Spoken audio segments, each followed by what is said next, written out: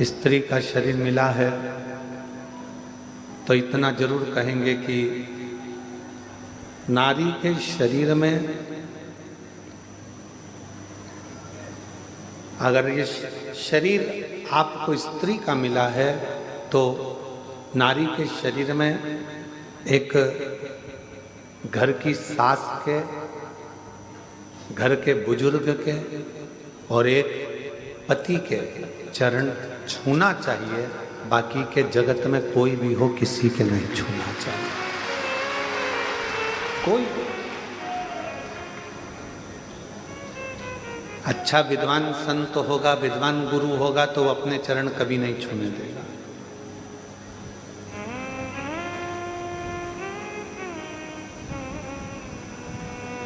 कोई सतगुरु होगा, संत होगा, साल में एक बार कभी गुरु पूर्णिमा महोत्सव आ गया, गुरु पूर्णिमा का उत्सव आ गया तो चरण भले छूने दे, चरण को स्पर्श करने दे, पर बाकी के समय स्त्री से चरण नहीं छुआ।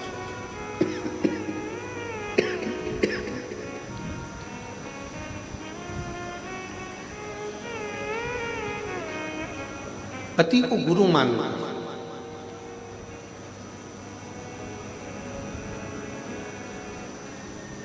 आप उसके चरण का स्पर्श करें। शिव गुरु शिव महापुराण की कथा कहती है। हमने पहले भी कथा में कहा, आज फिर कहते हैं, अगर घर में बुजुर्ग माता पिता बीमार पड़े हैं, घर के अंदर कोई बुजुर्ग बीमार पड़ा हुआ है, कोई रोगीला पड़ा हुआ है, किसी को तकलीफ है, कष्ट है, तो शिव जी को एक लोटा पानी ना चढ़ाकर उस बुजुर्ग को एक लोटा जल पिलाने का प्रयास करना, उसको अच्छा करने का प्रयास।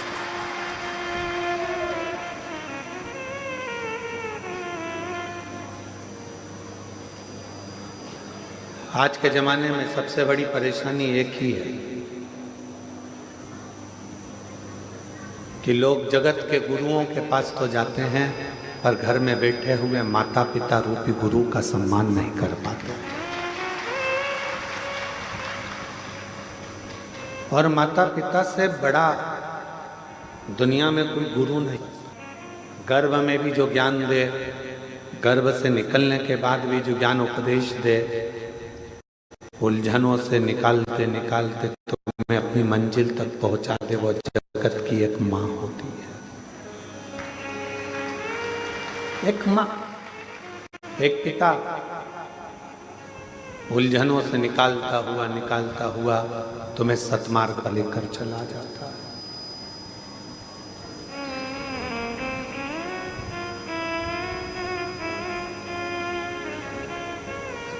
कई लोग कहते हैं कि बताओ, उनकी बहू ने हमारे पाँव नहीं छुए, उनकी बहू ने हमारे पाँव नहीं पड़े, चरण प्रणाम नहीं करा।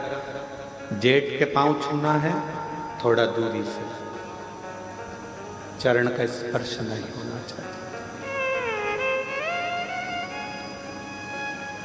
नंदोई के पाँव छूना है, चरण यहाँ है, थोड़ा दूरी से, चरण का स्पर्श नहीं होना चाहिए।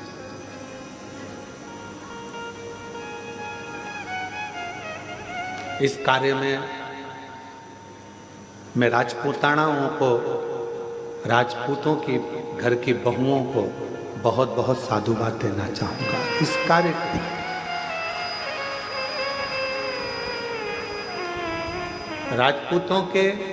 राजपूतानाओं के घर की जो बहुएं होती हैं, राजपूतों के घर की जो बहुएं बेटियां होती हैं, सिर पे पल्लू लेकर अगर किसी के चरण भी छूना है तो अपने पल्लू का एक सिरा लेकर जमीन को रखकर जमीन को ही वो प्रणाम करते हुए उनको नमन कर लेती हैं, खम्मा घड़ी कर लेती हैं।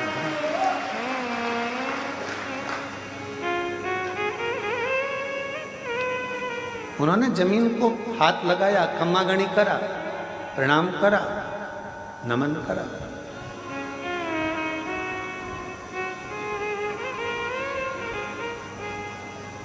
ये हमको संस्कार प्राप्त होते हैं।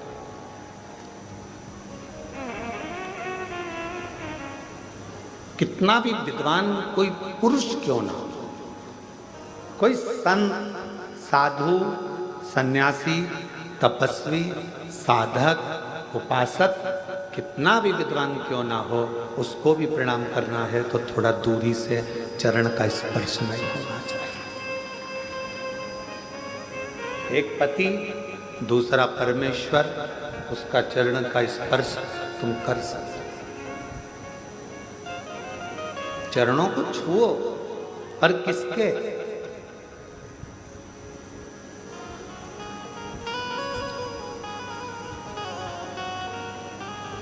एक मेरे देव अधिदेव महादेव के मंदिर में पहुंचो, मेरे शंकर की चौखट पर जाओ, शिव जी के द्वार पर जाओ, तो शंकर भगवान का अगर मौका लगे आप लोगों को, अगर कहीं ऐसा शिव कृपा कर दे और शंकर जी की करुणा से अगर मौका लग जाए, तो शिवलिंग का स्पर्श, जलाधारी का स्पर्श, और अगर नहीं मौका मिलता, किसी किसी मंदिर में जल चढ़ाने का भी मौका नहीं मिलता, किसी किसी मंदिर में जल चढ़ाने के लिए भी अंदर नहीं जाने देते, कोई बात नहीं, मन के हृदय में शिव को बिठाओ और भक्ति का जल अपने मन से चढ़ाओ, शिव उसको भी स्वीकार करे।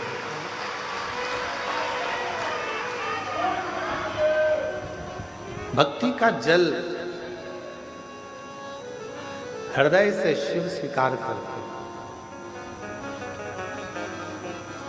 और यदि भक्ति नहीं है तो फिर वो तुम्हारा जल चढ़ाना व्यर्थ है। और कितना सुंदर शिव महापुराण की कथा कहती है कि नियत, नीति और नियम, ये तीन चीजें हैं। एक है तुम्हारी नियत,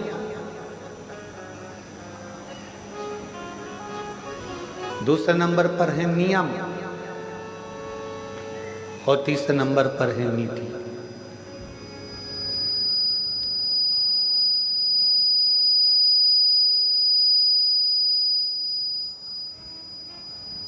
नियत, नीति और नियम अगर तुम्हारा अच्छा है, नियत अच्छी है, तुम्हारी नियत ऐसी नहीं है कि इससे काम निकाला बाद में लात मार दी, काम निकाला और बाद में धक्का दे दिया। अगर तुम्हारी नियत और तुम्हारी नीति, मतलब नीति से मतलब है कि तुम विचार कर कर बैठे हो कि मैं खुद भी गलत नहीं करूंगा और दूसरे को भी गलत नहीं करने दूंगा, तो ये तुम्हारी नीति श्रेष्ठ है। एक नियत को श्रेष्ठ रखिए, दूसरा नीति को श्रेष्ठ रखिए, और तीसरा नियम। अपने जीवन में एक नियम अवश्य, मुझे शंकर जी के मंदिर जाना है, एक लोटा जल चढ़ाना है, भगवान शिव के मंदिर जाना है, शिव की आराधना करना है, शिव की अर्चना करना है, शिव की चाकरी करना है, ये तुम्हारा नियम। भला हो बुरा हो जैसा भी हो, मेरा पति तो मेरा देवता है। तुमने नियम बना लिया कि मैं अपने पति के रोज चरण छूंगी, मैं अपने घर के बुजुर्ग का, घर के बड़ों का रोज चरण छूंगी। कोई एक नियम, पक्षी को दाना देने से लेकर चींटी को थोड़ा सा अन्न का भाग देना, पक्षी को दाना देना, मछली को दाना देना, गौ माता को रोटी देना, कुत्ता की रोटी निकालना, या अपने दरवाजे पर आए हुए अतिथि का सत्कार करना।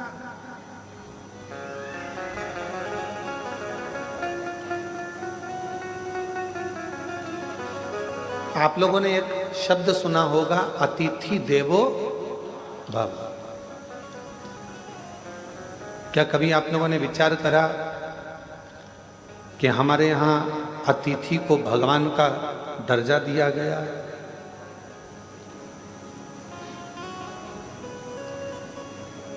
क्यों दिया गया? लिंग पुराण की एक कथा आती है, और लिंग पुराण की कथा में कहा गया कि अतिथि देवो भव। एक सुदर्शन नाम के मुनि हुए, ग्रस्त थे,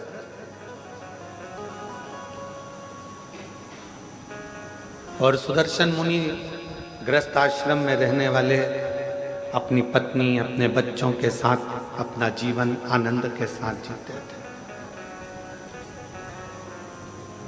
आप जितने बैठे हो, जितने भी यहाँ पर पुरुष बैठे हुए हैं, जितने भी पुरुष टीवी पर कथा सुन रहे हैं, मोबाइल पर सुन रहे हैं, या इस कथा के पंडाल में बैठकर कथा सुन रहे हैं, जितने भी कथा सुन रहे हैं, तुम भी एक मुनि हो, तुम भी कोई साधारण व्यक्ति नहीं हो। घर में रहने वाला भी एक संत होता है, घर में रहने वाला भी एक मुनि होता है, घर में रहने वाला भी एक ऋषि होता है, इसलिए उसको गृहस्थ मुनि कहा गया है, गृहस्थ ऋषि कहा गया है, गृहस्थ संत। एक गृहस्थ संत।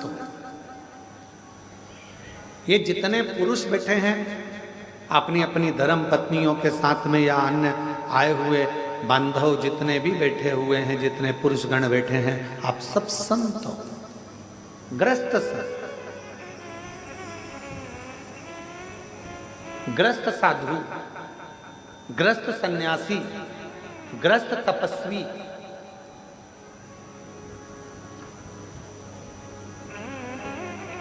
बाहर रहने वाला संत जो अपने घर को सब कुछ छोड़ देता है, वो नदी के तट पर, मंदिर में, एकांत में, कहीं वन में जाकर बैठ जाता है। वो एकांत में बैठ गया और वहां बैठकर उसने अपना तप, साधना, भजन, कीर्तन, स्मरण वहां किया। पर घर में रहने वाला एक पुरुष अपने बच्चों का भी पालन कर रहा है, पत्नी का भी पालन कर रहा है, माता पिता का भी थोड़ा ध्यान रखकर उनकी भी औषधि, दवाई, गोली सब करवा रहा है, और साथ में कमाने भी जा रहा है, और आते जाते समय मुख से राम नाम, कृष्ण नाम, शिव नाम, श्री शिवाय नमस्तुभ्यं कह रहा है। समझ लो वो संत ही है, साधु। एक सुदर्शन नाम के मुनि गृहस्थ थे। लिंग पुराण की कथा कहती है कि वो ऐसे मुनि थे, अपने बच्चों के लिए कार्य करते थे, परिवार को संभालते थे, पत्नी के लिए भरण पोषण के लिए कुछ थोड़ा बहुत मेहनत करते थे, और खाने पीने की व्यवस्था कर कर बच्चों की अच्छी परवरिश करना, एजुकेशन कराना, उनका ध्यान रखना, घर में बुजुर्ग हैं उन माता पिता के लिए औषधि की व्यवस्था करना, साथ में भगवान शंकर की भक्ति करना, भगवान शिव का स्मरण करना। अब एक दिन सुदर्शन मुनि की धर्म पत्नी ने सुदर्शन मुनि से कहा,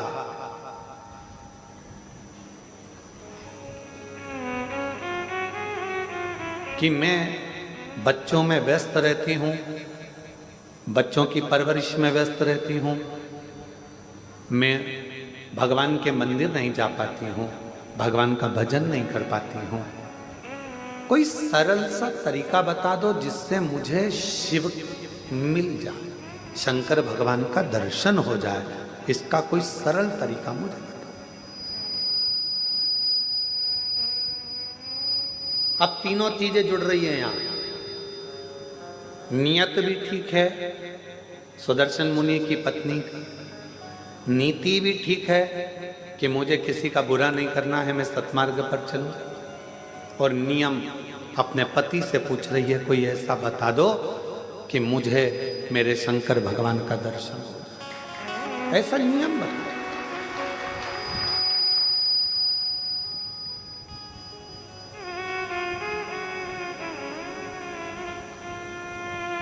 कोई ऐसा उपाय हो आपके पास में जिससे शंकर भगवान का मुझे दर्शन हो, वो उपाय बताओ। सुदर्शन मुनि ने कहा कि तुझे बच्चों से फुर्सत नहीं मिलती, दिन रात तू व्यस्त रहती है, भोजन बनाती है, माता पिता को खिलाती है, परिवार में रहती है, बच्चों की परवरिश करती है, थक जाती है, तुझे मैं क्या उपाय बताऊं। पर पत्नी ने जिद पकड़ ली, कोई ऐसा उपाय बताओ मुझे कि मुझे शिव मिले। तब सुदर्शन मुनि ने कहा कि एक काम करो, कोई भी अतिथि अपने घर में आए उसकी सेवा दिल से करना। भोजन मांगे भोजन दीजिए, पानी मांगे पानी दीजिए, उसकी पूरी व्यवस्था करना। एक ना एक दिन तुम्हें शिव का दर्शन जरूर होगा, शंकर जरूर मिलेगा।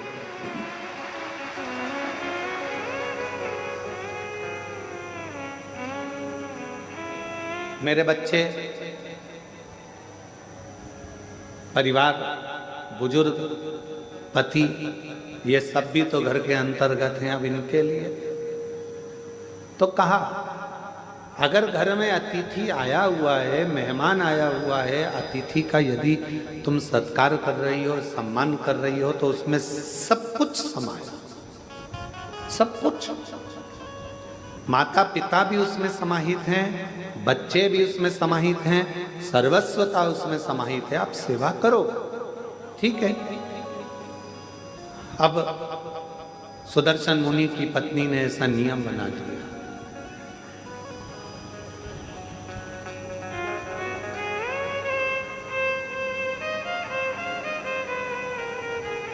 सुदर्शन मुनि की पत्नी ने ऐसा नियम बना लिया कि अब घर में कोई भी अतिथि आए उसका सम्मान करती है, उसका आदर करती है, उसका सत्कार करती है।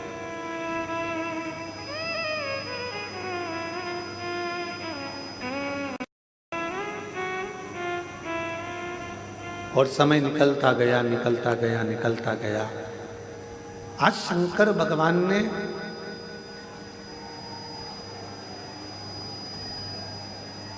एलईडी बंद है क्या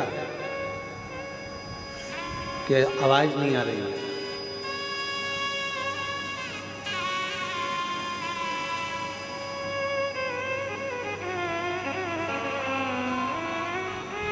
शंकर भगवान ने परीक्षा ली।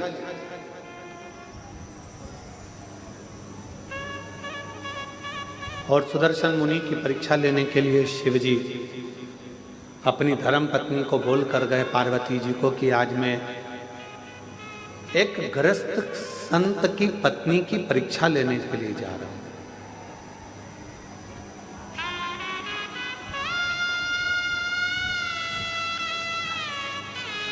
एक जन को भेजिए ना, थोड़ा सा मालूम कर ले। एलईडी है।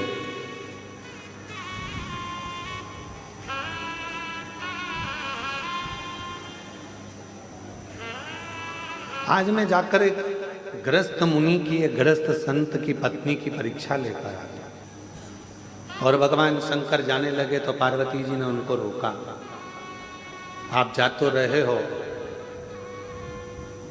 बहुत भोले हो, मैं जानती हूं कि तुम जाओगे और अगर उसने तुम्हारी सेवा करी, परीक्षा में पास हो गई, तो तुम कुछ ऐसा वैसा देकर मत आ जाना।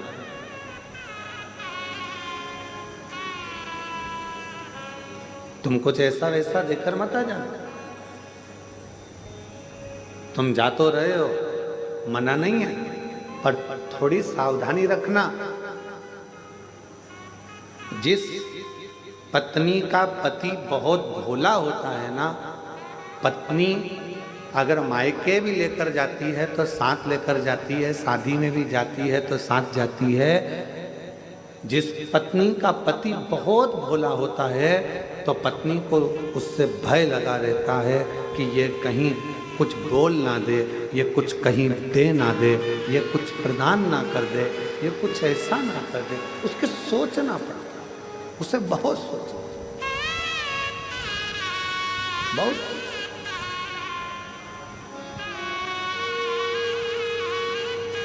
और शंभु शरण मांगू घड़ी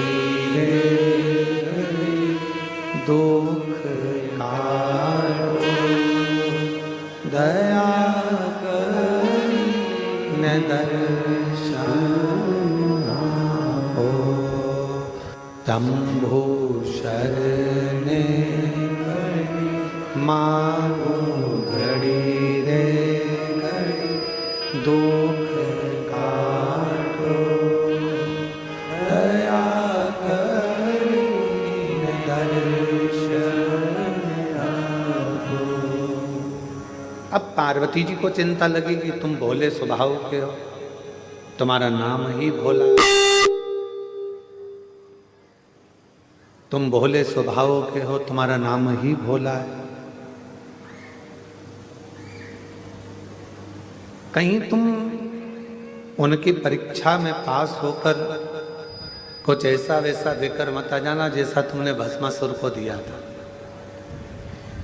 एक कंगन भस्मासुर ने तुमसे मांग लिया था और तुमने अपने हाथ का कंगन निकाल कर उसको दे दिया था और कहा कि इसको पहन ले, जिस पे हाथ रखेगा वो भस्म हो जाएगा, और वो तुम्हारे ही पीछे पड़ गए। प्रैक्टिकल तुम पर कर रहा था।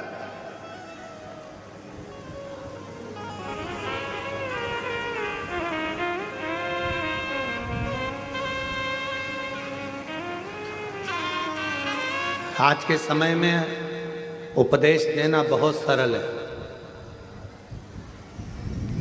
गूगल पर सर्च करना, यूट्यूब पर निकालना,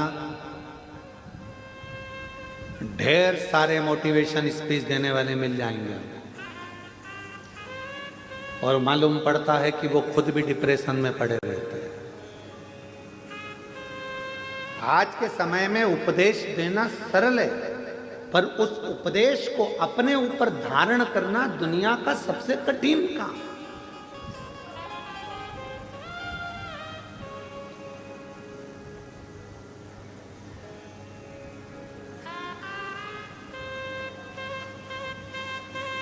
एक तरफ ये कह देना कि मोह में मत पड़ो, माया में मत पड़ो, प्रपंच में मत पड़ो, संसार के बंधनों से दूर रहो। दूसरी तरफ अपने मोबाइल पर देखते रहना कि अपनी कितने फॉलोवर्स जुड़े हैं, अंदाजा लगा कठिन। यदि आप संत हैं, साधु हैं, सन्यासी हैं, तपस्वी हैं, साधक हैं, उपासक हैं, तो फिर आपको विरक्ति का भाव आना चाहिए। आपके अंदर कामक्ति का नहीं, कितना जुड़ा, कितना प्राप्त हुआ, कितना लिया, कितना दिया, कितना करा, उससे मतलब।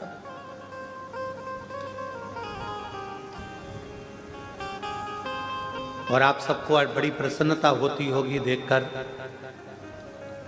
कि कुबरेश्वर धाम पर आने वाले सभी भक्तों ने पहले पूर्व में देखा होगा, छोटी सी जगह थी, छोटी सी जगह से उसको धीरे धीरे बड़ा करते करते करते करते धर्मशाला, हॉस्पिटल, अब धीरे से बच्चों के लिए, उनकी निःशुल्क शिक्षा के लिए, उनकी पढ़ाई के लिए गुरुकुल की तैयारी भी चालू हो गई।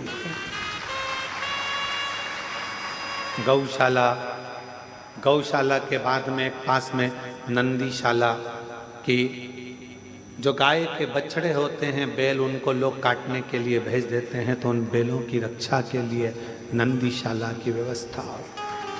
नंदीशाला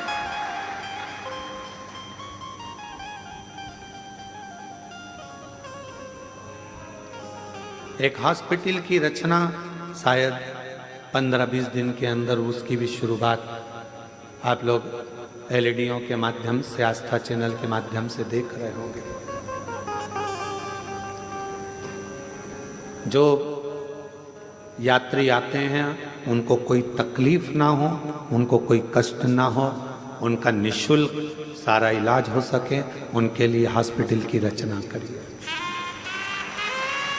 भोजनशाला आप देखते होंगे निरंतर रोज, अभी तो आप लोग लाखों की संख्या में आए हो तो बड़ा भोजनशाला चल रहा है, नहीं तो निरंतर 35 से 40 हजार यात्री शिव भक्त रोज सुबह 10 बजे से लेकर शाम को 4 बजे तक भोजन ग्रहण करते हैं लगातार। फिर शाम को बाबा की आरती होकर खिचड़ी प्रसाद ग्रहण करते हैं। अभी ये कथा बाबा के इस पावन ग्राउंड में हो रही है, प्रांगण में हो रही है। ये पूरा प्रांगण तो आप लोगों की पार्किंग आदि की व्यवस्था के लिए है। इसी के ठीक पीछे जहाँ कथा होती थी वहाँ बहुत बड़ा एक इस टेंट का नहीं, बड़ा लोहे का एक शेड बन रहा है जिसमें लाखों भक्त एक साथ बैठकर आराम से कथा सुन सकते। आप लोगों को पानी ना लगे, गर्मी ना लगे, उसकी व्यवस्था करते हुए 6 से 7 महीने में वो तैयार हो जाए।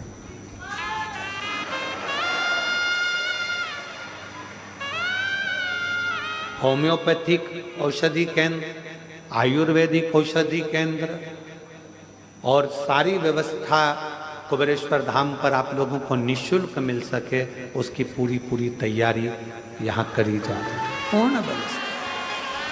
लड़की की शादी हो, सूचना दो सीहोर, हमारी बेटी की शादी करना है, 25 लोग लड़के वाले, 25 लोग लड़की वाले आए। समिति की तरफ से उसके कन्यादान की व्यवस्था, उसके भोजन की व्यवस्था, उनके विवाह की व्यवस्था, उनके स्टेज प्रोग्राम की व्यवस्था, वरमाला की व्यवस्था, सब समिति कर आपको विदा करे। ये व्यवस्था वो भी निःशुल्क।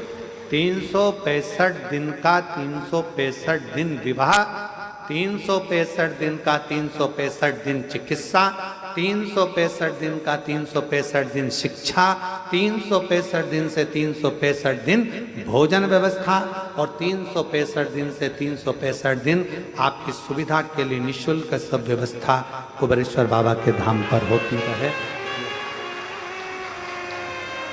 ये मूल है।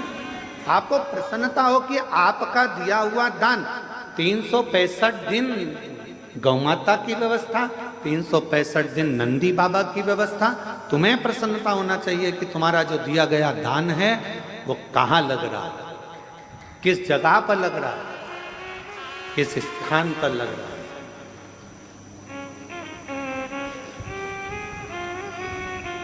और तो और जो बच्चे पढ़ने में होशियार हैं और फीस जमा नहीं कर पाते तो उनके फीस की व्यवस्था भी विठलेश सेवा समिति पूरे भारत में कर रही है। केवल मध्य प्रदेश नहीं, पूरा भारत। कोई भी प्रदेश होता है, सूचना मिलती है, उसकी व्यवस्था करी जाए। शिव है तेरा तुझको अर्पण, तेरा है तुझे समर्पित। हमारी माता ने तो हमको जन्म दिया था तो हमारे पास में बिछाने के लिए, हमारी माँ के पास में गोदड़ी भी नहीं थी। तुलसी के क्यारे के नीचे जन्म हुआ था और तुलसी के क्यारे के नीचे जन्म हुआ था। हमारी माता का हाथ पकड़कर खींचकर हमारी ताई लेकर कक्ष में गई।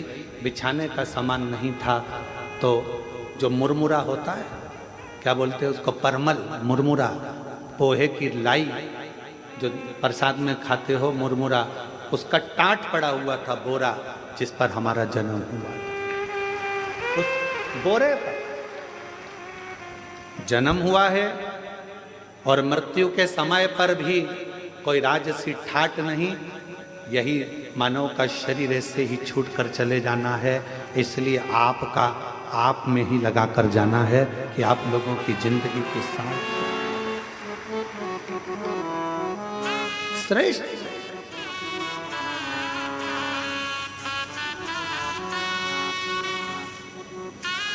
चलाने को विठलेश सेवा समिति तो रेलवे स्टेशन से कुबेरेश्वर धाम तक बसें भी निःशुल्क चला देते, पर गरीब ऑटो वालों का पेट कैसे भराएगा, उनका भोजन कैसे रह पाएगा, उसका ध्यान,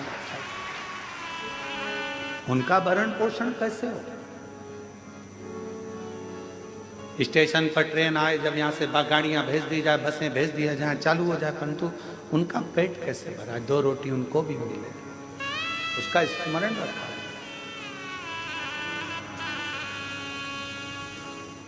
शिव भक्ति को धारण करो।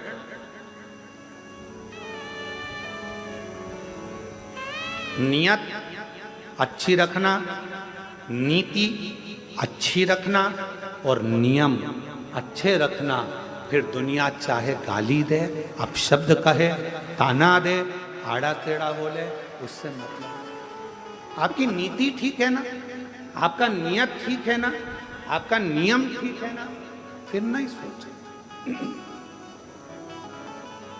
फिर बिल्कुल विचार नहीं करना अपना।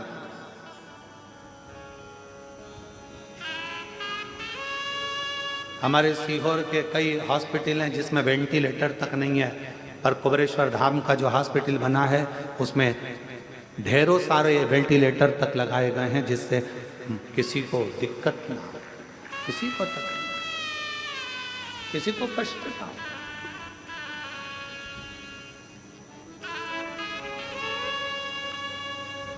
शिव शिव है, ओगड़दानी ओगड़दानी शंभु है, शंकर। और कितनी बड़ी कृपा मेरे कुबेर भंडारी की होगी कि एक रसीद कट्टे की एक बुक लेकर आज तक समिति का कोई कार्यकर्ता ना कभी सीहोर गया और ना किसी के गांव गया कि तुम दान देना। समिति के कार्यकर्ता केवल कुबेरेश्वर धाम पर आने वालों को और शिव पुराण में आने वाले भक्तों के लिए छूट रहती है, जिसका मन हो दे, ना मन हो कोई बात नहीं, भजन करो, स्मरण करो। सीहोर में कोई नहीं कह सकता कि पंडित प्रदीप मिश्रा के आश्रम से कोई आया और किसी ने एक कटोरी आटा मंगा, चावल मंगा, दाल मंगी या धन मंगा, कोई नहीं। हम तो बाबा के भरोसे चलते हैं। जब वो पाठ कर रहे हैं, सुबह 8:30-9 बजे पाठ चल रहा है और हमारे ललित महाराज आकर कहते हैं कि दूध की जगह छाछ डल गया, कैन भरकर 100 लीटर छाछ डल चुकी है खीर में, उसमें दूध नहीं था, छाछ थी। अब क्या होगा? तो जब वो छाछ को दूध कर सकता है तो वो दुनिया का सारा भंडार भी भर सकता है। ये हम उसके आश्रित होकर चलते। कल का जब प्रसंग देखा, वहां जाकर जब केवल बाबा का भाव देखा तो आंख से जल बह रहा था कि तू कितनी करुणा करता है, कितनी कृपा करता है। कब तू दूध का छाछ कर देता है, छाछ का दूध कर देता है, पता ही नहीं पड़ता। ये तेरी कृपा। नहीं तो 2 दिन पहले छाछ तो आज की कड़ी के लिए आई थी, आज जो कड़ी बनना थी छाछ उसके लिए थी, और मालूम पड़ा वो खीर में पड़ गई। और तेरी कृपा का क्या है भरोसा, कब किस पर हो जाए, जरा सी हम पर कर दो, जरा सी हम पर कर दो। जिस पर भी हो गई तेरी करुणा कृपा, भव पार हुआ, भव पार हुआ। पापी हो चाहे जितना, उसका भी बाबा उद्धार हुआ, उद्धार हुआ। गिद्ध अजामिल गणिका जैसे तेरे मन को भा, जरा सी हम पर कर दो, जरा सी हम पर कर दो। तेरी कृपा का क्या है भरोसा, कब किस पर हो जाए, जरा सी हम पर कर दो, जरा सी हम पर कर दो। अपनी नीति सही रखना, अपनी नीयत सही रखना और अपना नियम सही रखना, फिर दुनिया कुछ भी कहे, आग लगे बस्ती में, अपन रहो मस्ती में।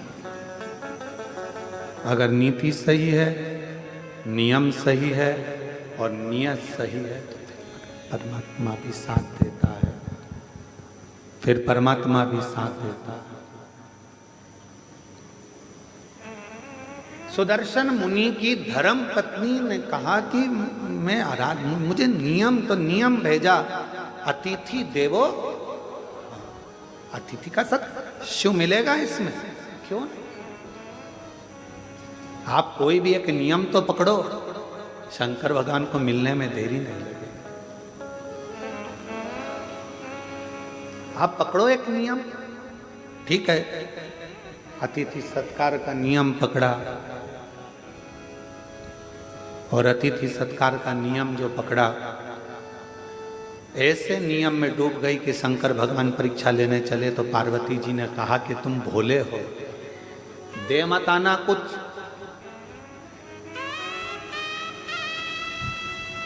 और भोला जो होता है ना, उसके साथ भोलेनाथ हर पल होता है, हर पल। कुछ दे मत आना, ठीक है, अब मुझे जाने तो दे। पत्नी ने, माता पार्वती ने प्रसन्न चित्त से अपने पति को भेजा। एक दरिद्र का वेश बनाकर, बड़ा तन पर कपड़े फटे हैं, भिक्षुक का वेश बनाकर आवाज लगाई सुदर्शन मुनि के दरवाजे पर, माता भिक्षाम दे,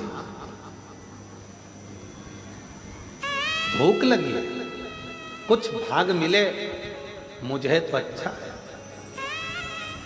सुदर्शन मुनि की पत्नी ने दरवाजा खोला।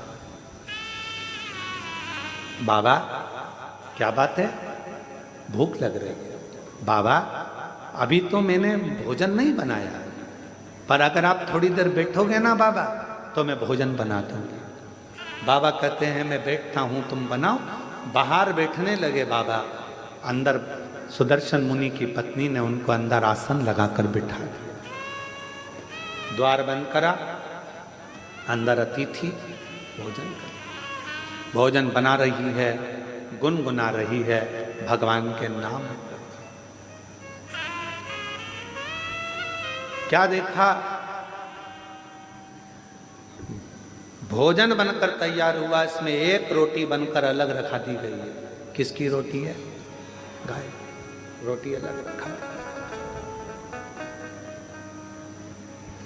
खूब हंसे भोलेनाथ, खूब डट के हंसे। गुस्सा आया थोड़ा सा सुदर्शन मुनि की पत्नी को कि हमारे घर भोजन करने आए और तुम हंस रहे हो, क्यों? सुदर्शन मुनि के दरवाजे पर बैठे हुए अतिथि के रूप में भोलेनाथ ने कहा कि धन्य है देवी, आप धन्य हैं। माँ, आपने जो रोटी मेरे लिए बनाई उसकी साइज इतनी बड़ी है, और जो गाय के लिए रोटी बनाई वो इतनी सी।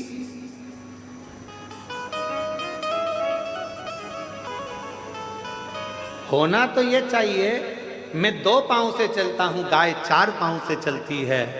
मेरा शरीर छोटा है, गाय का शरीर बड़ा है, तो मेरी रोटी से बड़ी तो गाय की रोटी होना चाहिए। पर संसार के लोगों ने अपनी रोटी से छोटी रोटी गाय की कर दी है।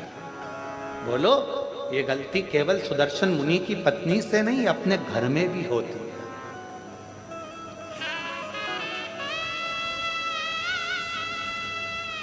छोटी सी रोटी बना के डाल दी, गाय की है। अरे गाय की है तो जितनी बड़ी रोटी पति खाता है उससे दुगनी बड़ी तो गाय की होना चाहिए। जितनी पतली रोटी तुम पति के लिए बनाती है इससे दुगनी मोटी रोटी गाय की होना चाहिए, क्योंकि उसका शरीर बड़ा है, दिन भर चलती है, दिन भर फिरती है। सुदर्शन मुनि के दरवाजे पर मेरे विश्वनाथ, मेरे शंभु भिक्षुक का रूप रखकर खूब ठाका लगाकर हंस दिए। पत्नी ने पूछा कि तुम मेरे घर भोजन करने आए और मुझे देखकर हंस रहा? शिव जी ने कहा कि ये रोटी तो बहुत छोटी है गाय की, रोटी तो बड़ी करो। पत्नी सुन रही थी सुदर्शन मुनि की, बाबा की बात सुनकर उसकी आंखों से जल भर गया। आज तक मैंने केवल कपट ही करा, बच्चों को ज्यादा खिलाया, पति को ज्यादा खिलाया, और गौ माता को केवल 1 रोटी, और वो भी छोटी सी। मतलब मेरी कपट की जिंदगी चल रही थी।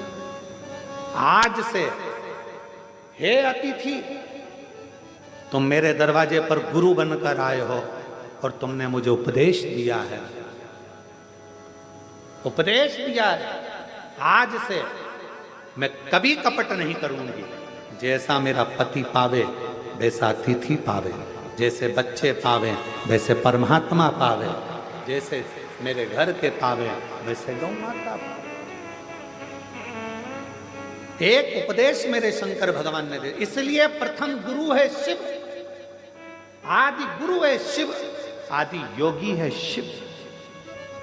उपदेश दिया। अब दूसरा उपदेश का समय था। भोजन की थाली लगकर तैयार हुई अतिथि के लिए। इतनी देर में दरवाजे पर पति आ गया। दरवाजा की कुंडी बजाई। सुदर्शन मुनि, द्वार खोलो, दरवाजा खोलो। पत्नी अंदर से आवाज लगा दी, कौन है? पति चिल्ला कर बोला, क्या तुझे मेरी आवाज सुनाई नहीं देती? मैं तेरा पति, तेरा भरतार, और तू दरवाजा नहीं खोलती? पत्नी आवाज लगाकर कहती है, आपने कहा था अतिथि देवो भव, अभी मैं अतिथि को भोजन करा रही हूं। पागल हो गई है? मूर्ख हो गई है?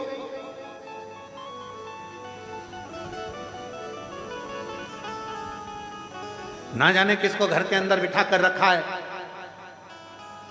कोई चोरी कर कर चले जाएगा, बाहर निकाल उसको, दरवाजा खोल। इतने में पत्नी मुस्कुरा कर बोली, मैंने आपसे पूछा था तो आपने कहा था कि अतिथि तो भगवान का स्वरूप होता है, और मैंने आपको गुरु मानकर आपकी वाणी पर विश्वास कर लिया। अब तो मैं दरवाजा तभी खोलूंगी जब अतिथि का भोजन हो जाएगा, प्रणाम कर लूंगी, वो विदा होगा, तब मैं द्वार खोलूंगी। तो मैं द्वार खोलूं। शिव ने पूर्ण परीक्षा ली।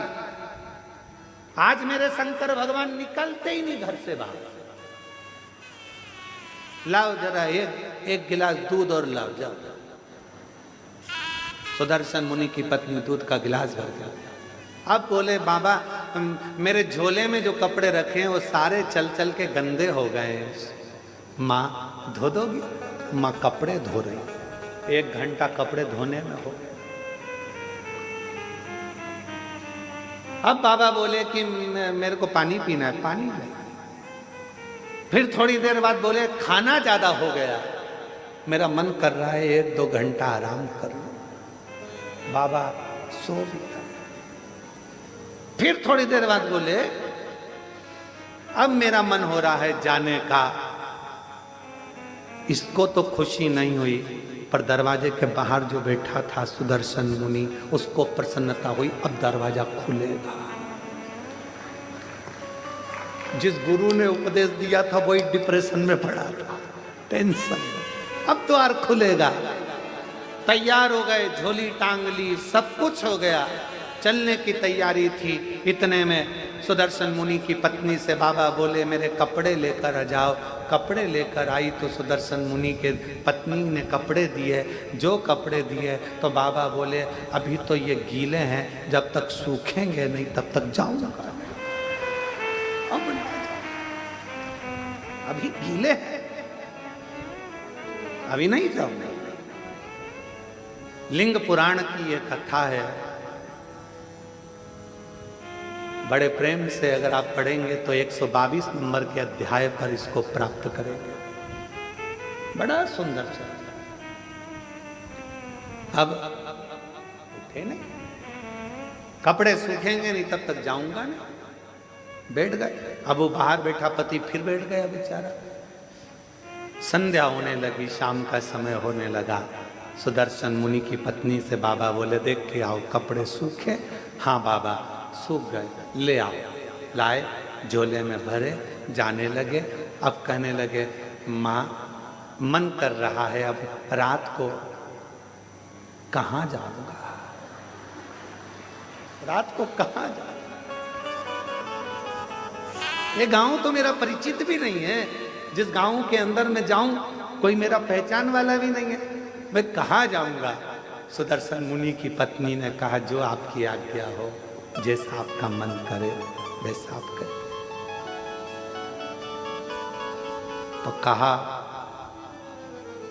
मैं पर पुरुष तुम पर नारी, एक कक्ष में रहना उत्तम नहीं है। मेरा मन है या तो मैं बाहर चले जाऊं या तुम चली जाओ। तो कहा बाबा आप अतिथि हो, आप घर के अंदर रहो, मैं घर के बाहर चली जाती हूँ, मैं घर के बाहर चली जाती हूँ। सुदर्शन मुनि की पत्नी घर के बाहर चली गई। सुदर्शन मुनि अपनी पत्नी से कहे तूने द्वार नहीं खोला, खोला तो था अभी हाल, तो वो अतिथि कहाँ है? का वो तो अंदर है, तू बाहर।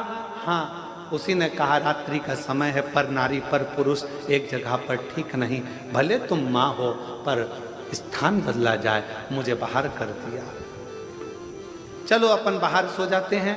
पत्नी ने अपना बिछौना बिछाया, चैन की नींद सो रही, पर पति जिसने ज्ञान दिया था अतिथि देवो बाबा, वो टेंशन में रात भर दरवाजे पर ही सोया, कुछ ले नहीं जाए,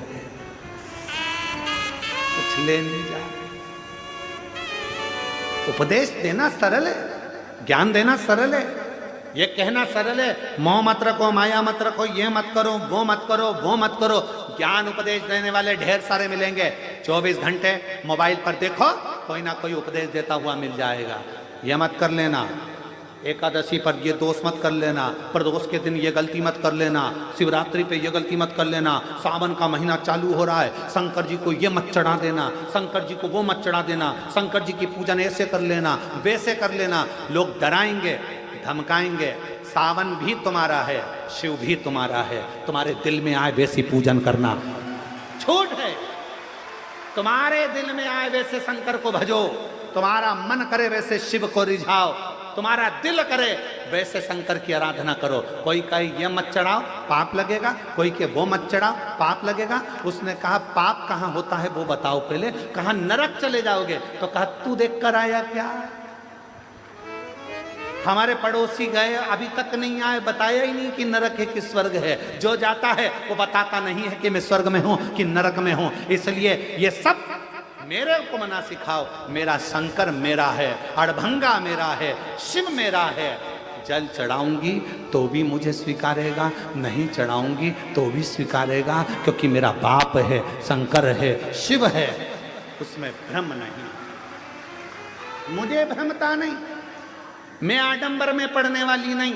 कोई ने कहा ये मत चढ़ाओ, कोई ने कहा वो मत चढ़ाओ, कोई ने कहा ऐसा मत करो, कोई ने कह दिया वैसा मत करो, कोई ने कहा ये कर देना तो ऐसा हो जाएगा, कोई ने कहा वैसा कर देना तो वैसा हो जाएगा। अरे हम तो बाबा के भरोसे चलते हैं, हम तो बाबा के भरोसे चलते हैं। आडंबर से भी उपदेश देना सरल है, कहना सरल है, ऐसा मत करो, ऐसा मत करो, कठिन है काम, बहुत कठिन। पति उपदेश दे दिया, अतिथि देवो भव, दरवाजे पर सो रहा है। सुदर्शन मुनि दरवाजे पर सो रहे हैं, कुछ लेकर ना चले जाए। दूसरे दिन सुबह धर्म पत्नी के नेत्र खुले, पति के चरणों को प्रणाम करा, दरवाजा बजाया, अतिथि देवो महादेवो, अतिथि देवो महादेवो, दरवाजा बजाया। शंकर भगवान जो रूप में थे दरवाजा खोला, खोल कर जो पत्नी ने दर्शन किया, ये कोई दरिद्र भिक्षुक नहीं है, ये तो मेरा देव अधिदेव महादेव खड़ा, मेरा शिव, मेरा शिव। क्या देखा? अंदर झांक कर पत्नी ने देखा पूरा दरवाजा सोने से लदा हुआ था। जिस कक्ष में रात्रि में शिव रुके थे वो पूरा कक्ष हीरे और पन्नों से भरा हुआ था, अंबारियों से लदा पड़ा। पति को जगाने के लिए पत्नी गई, इतनी देर में मेरा देव अधिदेव महादेव चला गया, शंकर गया।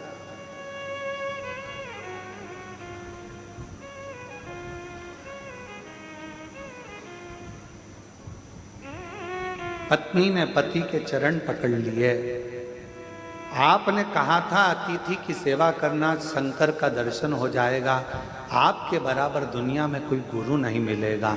आपके कहने पर मैंने अतिथि की सेवा करी और वास्तव में मुझे शिव का दर्शन हो गया। शिव का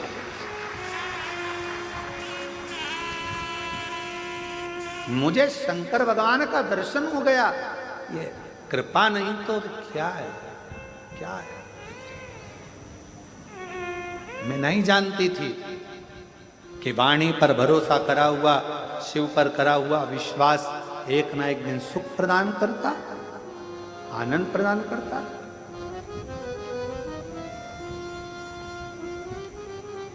और देख लिया संसार हमने, देख लिया सब मतलब के यार हमने देख लिया। झूठे नाते झूठे रिश्ते, झूठे नाते झूठे रिश्ते, अरे झूठा है संसार हमने देख लिया। सब मतलब के यार हमने देख लिया। अतिथि देवो भव, ये संबोधन गलत नहीं है। ये हमारे लिंग पुराण से, शिव पुराण से, नर्मदा पुराण का ये संबोधन है कि अतिथि देवो भव। अतिथि का सम्मान अगर दिल से करा जाए तो वो शिव का ही एक अंश माना जाए। यहाँ पर काशी वाले चतुर्वेदी जी आज आए हैं। कहाँ? ये काशी में जब कथा थी, हम विदा हो रहे थे, तब इनकी आंख में आंसू भरा हुआ था। इनकी धर्म पत्नी और ये दोनों, कहाँ दोनों की आंख में आंसू था। और हमने पूछा, हम जा रहे हैं इसलिए रो रहे हो क्या? तो कहा नहीं, हम इसलिए नहीं रो रहे। तो हमने पूछा फिर रो क्यों रहे हो? कहा इतने सारे शिव भक्त काशी में आए, हो सकता है उनके भोजन की व्यवस्था में कुछ कमी रह गई हो तो आंख में आंसू भर रहा हो सकता। साधु का चतुर्वेदी, दोनों हो सकता है उनके सेवा में कोई कमी रह गई।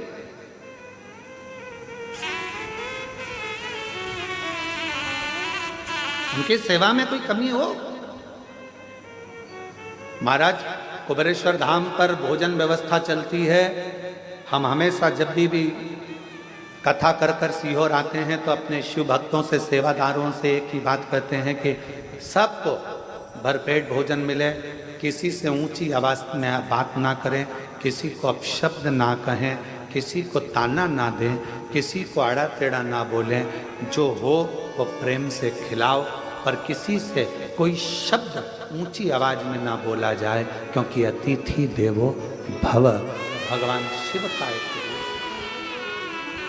बुजुर्ग है, बूढ़ा है, जवान है, बच्चे हैं, बीमार है, अच्छा है, जैसा भी है, मेरे बाबा का बेटा बेटी इस धाम में आता है, उसका सत्कार पूरा करो, उसका सत्कार पूरा करो, उसको कोई कमी नहीं रहना चाहिए।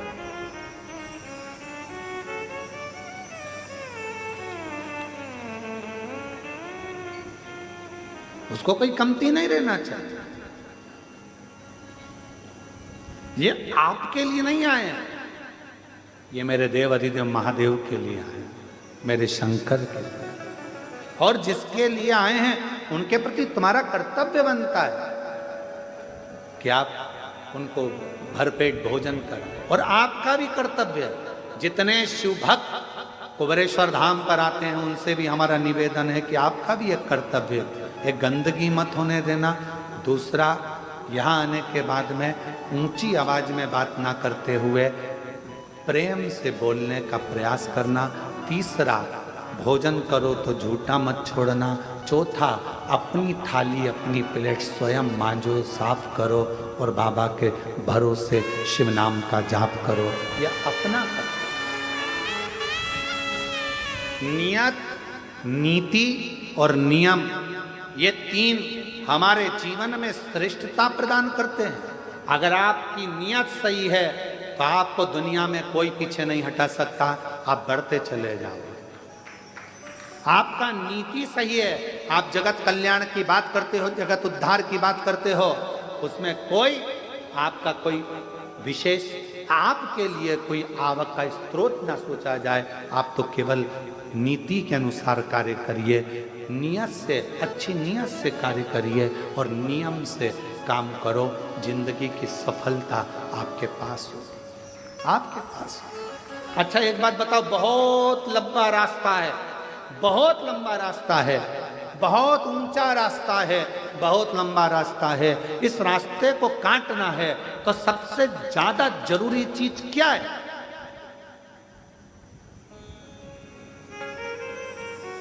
सबसे ज्यादा जरूरी चीज क्या है? रास्ते को काटना है। रास्ता लंबा है, मंजिल दूर है, ऊंचाइयां बहुत है, तो इस रास्ते को काटने के लिए सबसे जरूरी चीज क्या है?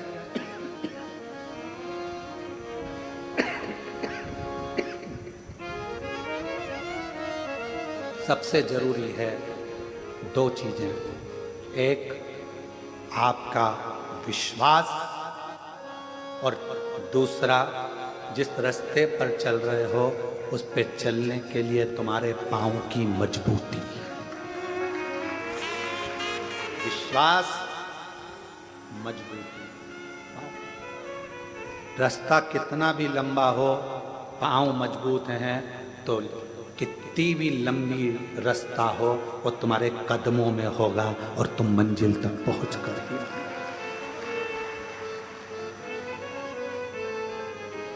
कितना भी लंबा रास्ता क्यों, कितनी भी लंबी मंजिल बहुत दूर क्यों ना है, मंजिल रास्ता कदमों में होता है अगर विश्वास प्रबल होता है, भरोसा प्रबल होता है। मेरे भगवान शंकर माता सती के भी गुरु हैं और मेरे भगवान शंकर माता पार्वती के भी गुरु हैं।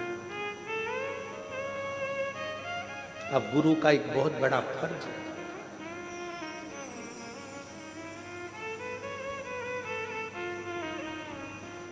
जितने चेलों को गुरु मंत्र मिलता है, जितने चेलों को गुरु गुरु मंत्र देता है, अगर वो चेला कोई गलत काम करता है तो सबसे ज्यादा चेले को कम गुरु को भोगना पड़ता है। किसको भोगना पड़ता है? गुरु को, क्योंकि उसने मंत्र दिया है, उसने जन्म दिया है दूसरा। इसलिए गुरु दीक्षा देने वाला गुरु अपने शिष्य को पहले परखता है। क्यों साहब, कितने साल कथा सुनी, कहाँ कहाँ सुनी, किस किस पंडाल में सुनी, सेवा करी, कथा सुनने के लिए गए थे? हाँ, हम बैठे थे पंडाल में, कथा सुनी। मैं 4 साल से टीवी पर सुन रही हूँ। गुरु देख लेता है ये जो शंकर्स की भजन, ये मेरे से गुरु मंत्र लेने नहीं, शिव का मंत्र लेने के लिए आई है, शिव का मंत्र लेने के लिए आया है। अगर इसने कथा में दिल लगा लिया, इसने पूरा भरोसा यदि शंकर पर कर लिया, तो इसने अगर गुरु मंत्र ले लिया तो एक दिन ये शंकर के चरणों में जरूर पहुंचेगा।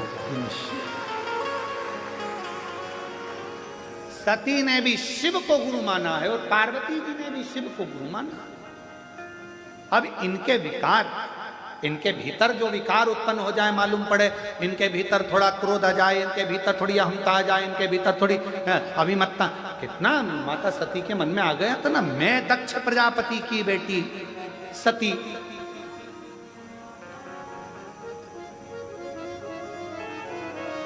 और मुझे कुंभज ऋषि के आश्रम में कथा सुनाने लेकर जा रहे।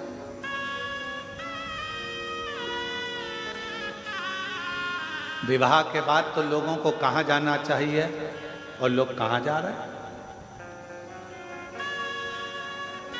आप कहां लेकर जा रहे हो मेरे को? कितना सुंदर कहा है,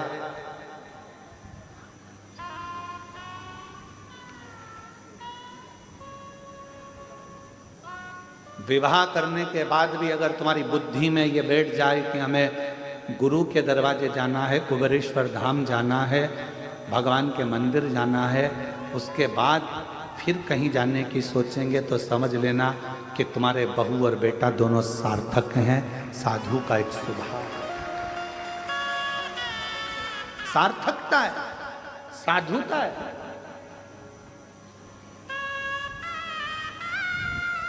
जैसे कहाँ जा रहे हैं, कहाँ हम उज्जैन जा रहे हैं, कहाँ जा रहे हैं, हम ओमकारेश्वर जा रहे हैं। अच्छा, मतलब मध्य प्रदेश आने वाले हो? हाँ। और तुम्हारे मन में आ गया, अरे भैया मैंने सुना है मध्य प्रदेश में सीहोर जिला है, सीहोर जिले में सीहोर के पास में 11 किलोमीटर दूर पर रेलवे स्टेशन से 11 किलोमीटर दूरी पर कुबेरेश्वर बाबा का धाम है, जहाँ का कंकर शंकर के रूप में पूजाता है। मेरा मन है मैं थोड़ी देर वहाँ भी दर्शन कर कर जाऊं। ये तुम्हारे भीतर की एक आनंद था, ये तुम्हारे भीतर की एक श्रेष्ठता है कि तुम्हारे अंदर ये उत्साह उत्पन्न हो रहा है कि मैं कुबेरेश्वर धाम जाऊं, कंकर शंकर की भूमि पर जाऊं, शिव धाम जाऊं। और यहां मिलना कुछ नहीं। आप सोचो कि कई लोग कहते हैं हम वृंदावन जा रहे हैं, वृंदावन में बिहारी जी के भी दर्शन होंगे, रंगनाथ जी के भी दर्शन होंगे, यहाँ भी होंगे, वहाँ भी होंगे, बाबा का गोवर्धननाथ जी बाबा की परिक्रमा भी होगी, यमुना जी का स्नान भी होगा। कोई कहे हम अवध जा रहे हैं, वहाँ पर माँ सरयू जी का दर्शन होगा, स्नान होगा, पूजन होगा, राम जी का दर्शन होगा, कनक बिहारी जी का दर्शन होगा, ये होगा। कोई कहे हम काशी जा रहे हैं, वहाँ पर विश्वनाथ जी का दर्शन होगा, काल भैरव का दर्शन होगा, महामृत्युंजय भगवान का दर्शन होगा, नर्मदेश्वर भगवान का दर्शन होगा, ओंकार बाबा का दर्शन होगा। सबके मन में भाव, पर अलग से अगर आपके मन में यह भाव उत्पन्न हो रहा है कि हमें कुबेरेश्वर धाम जाना है, तो वहां आसपास में कुछ भी नहीं मिलेगा, मिलेगा तो केवल रोड से भी दूर ये बस्तियां जो तुम अब देखते हो ना, होटलें बनी हैं, दुकानें बनी है, या दुकानें, यहाँ कुछ भी नहीं था, कुछ भी नहीं। और पूछना ये गांव के लोगों से, यहाँ के गांव के आसपास के लोगों से, कुछ भी नहीं था। मां रोड से यहाँ गौशाला तक आने के लिए लोगों को किसी का इंतजार करना पड़ता था कि कोई आएगा तो उसकी गाड़ी के पीछे गाड़ी ले लेंगे, या फिर कोई आएगा तो उसके साथ में बात करते करते चले जाएंगे। इतना लोगों के अंदर भय रहता था। जंगल, खेत, खलियान पूरा खाली, केवल एक जिस स्थान पर बड़ा शिवलिंग बना हुआ है वहीं पर एक छोटा सा बाबा का स्थान, और बाबा की अविरल भक्ति, कुछ भी। जिस नाव वाली बिल्डिंग में राम जी बैठे हुए हैं उसी के नीचे छोटा सा टीन का एक छपरा, जिसमें हम, आप पूछना गांव के लोगों से, वहीं पर पूड़ी बनाते, वहीं पर रोटी बनाते। कोई गांव का व्यक्ति या कोई व्यक्ति वहां से भूखा प्यासा निकलता तो उसको मालूम पड़ता कि यहाँ कुछ मिल जाएगा, बैठता, उसको रोटी बनाकर, टिक्कड़ बनाकर अपना शिव नाम जपना, गायत्री का अनुष्ठान करना, श्री शिवाय नमस्तुभ्यम जपना, और उसको खिला देना, पवा देना, और उसका चलेगा। क्या था? कुछ नहीं। आज पूरा शहर बस गया, पूरा शहर। क्या था? केवल शिव, केवल शंकर। छोटा सा शिव जी का स्थान, उसके सिवाय कुछ नहीं, बस कंकर शंकर, उसका भजन, उसकी भक्ति और उसका नाम।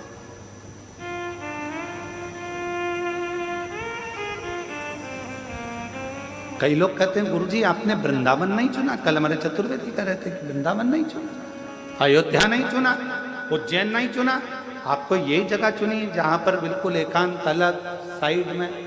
हमने कहा हम नहीं चुनते, उसने हमको सीहोर के लिए चुना तो जगह भी तो वही चुनेगा।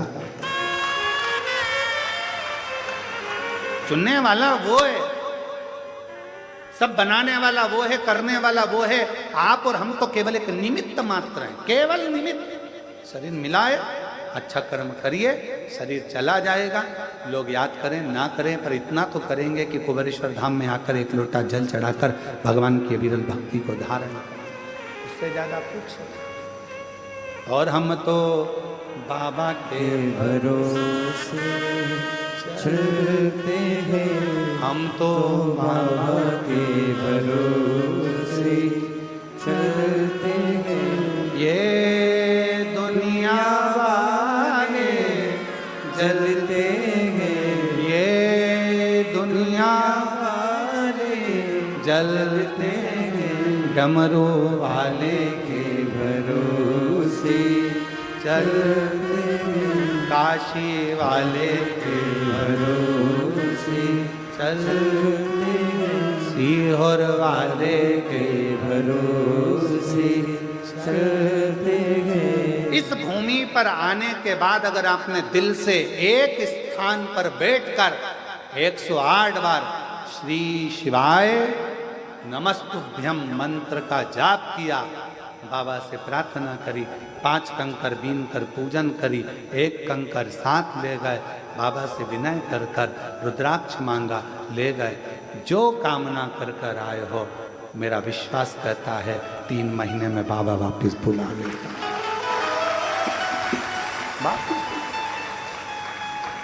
इन जजमानों में कई जजमान ऐसे बैठे हैं जो हर साल जजमान बन रहे हैं, प्रति वर्ष यहाँ पर भी बनते हैं, 12 ज्योतिर्लिंग में भी बनते हैं, बड़ी कृपा शिव करता, बनते रहते। आए दिन समिति को रोकना पड़ता है इन लोगों को। वो एक माता बैठी है महाराष्ट्र वाली, तो ये इनको अब की बार समिति ने मना किया, नहीं अभी हमारे जजमान बहुत सारे हो गए तुम्हारे, ये हर बार बन जाती है, हर बार आएंगी और तुरंत करेंगे अगला नाम लिख के रखो, अगला नाम लिख के रखो। एक वो बैठे होंगे मुंबई वाले, कहाँ है बैठे, गए कि हैं? हाँ ये बैठे, ये हर साल नाम लिखा कर चले जाते, अगला फिर लिख दो हमारा, फिर लिख दो हमारा, फिर लिख दो, ये तरफ ऐसे कई, ये अम्बाला बीटा वाले बैठे हुए हैं, कई लोग बैठे हैं, ढेर, फिर लिखवा देंगे, फिर लिखवा देंगे। समिति को मना करना पड़ता है, नहीं अभी रुको, अगली कथा में बनना, अभी दूसरे को मौका मिलने दो, फिर अगले को मिलने दो।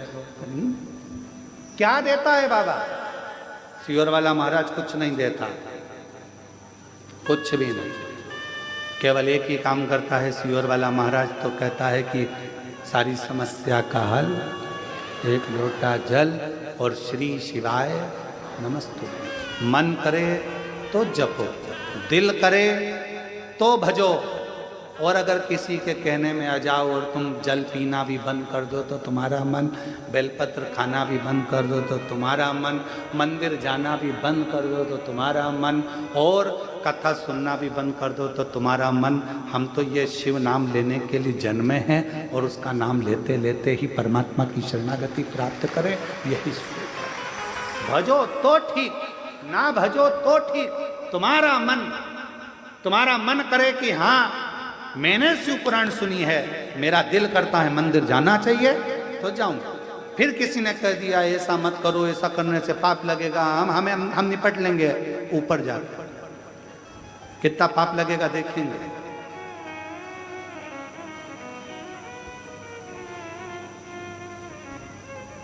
शायद भारत की भूमि पर जितना विरोध किसी पुराण का नहीं हुआ होगा, उतना विरोध शिव महापुराण का हुआ है। जो मिलता है केवल शिव पुराण का, ये ऐसा बोल दिया, वैसा बोल दिया, ये गलत कर दिया, वो गलत कर दिया। अरे कुछ भी गलत करा, उसका नाम तो पशुपति नाथ है। एक कुत्ता भी जाता अगर उसे चाट लेता है तो अगला जन्म नहीं पाता, उसको पशुपति नाथ कहते हैं। एकांत में शंकर जी का ओटला, शंकर जी का मंदिर खाली पड़ा है, उस खाली पड़े मंदिर में कोई नहीं जाता, तो कौन पहुंच गया? कुत्ता।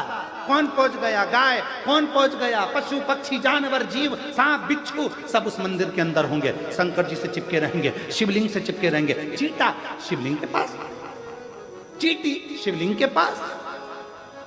किसी मंदिर की बड़ी बड़ी मूर्तियों का दर्शन करिए, बड़े बड़े इष्ट भगवान का दर्शन करिए, किसी मंदिर में तुम्हें चीटा चीटी नजर नहीं आएंगे, पर शंकर जी के पास सब चिपके रहेंगे। फूल में इल्ली, वो भी शंकर जी से चिपकी, वो भी चिपकी, और ऐसे चिपकी ऐसा लग रहा है जैसे पूछो मती कि इतने प्रेम से कैसे चिपकी।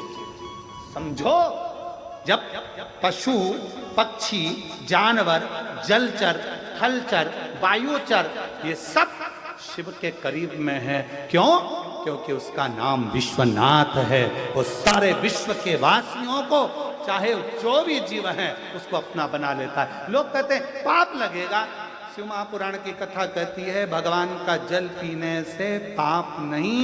शिव पुराण की कथा कहती है अगर कोई शंकर जी का प्रसाद लेकर जा रहा है उसका मात्र दूर से खड़े होकर भी दर्शन कर लिया जाता है तो फिर उसके परिवार की 71 पीढ़ियां बैकुंठ चली जाती है, भोगना नहीं पड़ता है। यह शिव पुराण में लिखा है। विद्येश्वर संहिता के अंदर शिव महापुराण में लिखा कि शिव जी के प्रसाद का मात्र दर्शन करने से भी 71 पीढ़ियां तर जाती है, 71 पीढ़ियां। तो फिर शिव तत्व क्या, उसको समझे तो। शिव माता पार्वती जी ने शंकर को अपना गुरु माना और गुरु का फर्ज है विकारों को हर लेना, कष्टों को हर लेना, तकलीफों को हर लेना।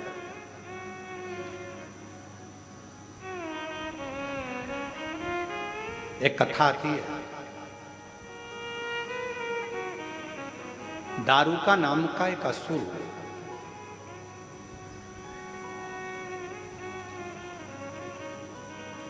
आज कथा में भजन नहीं हुआ, भजन हुआ थोड़ी देर से लेते हैं, अब कथा चालू हुई है तो थोड़ा विचार। एक दारूका नाम का असुर, ठीक है, नींद तो नहीं आ रही है ना? हाँ ठीक है, दोनों हाथ उठाकर एक बार हर हर, ठीक है। एक दारूका नाम का असुर, उसने ब्रह्मा जी का तप करा और ब्रह्मा जी से तप कर कर उसने मांगा कि मेरे प्राण नहीं छोड़ा। अच्छा, जितने भी असुर थे ना ये सोचते थे कि मैं मरूंगा, पर मरना तो पड़ता था।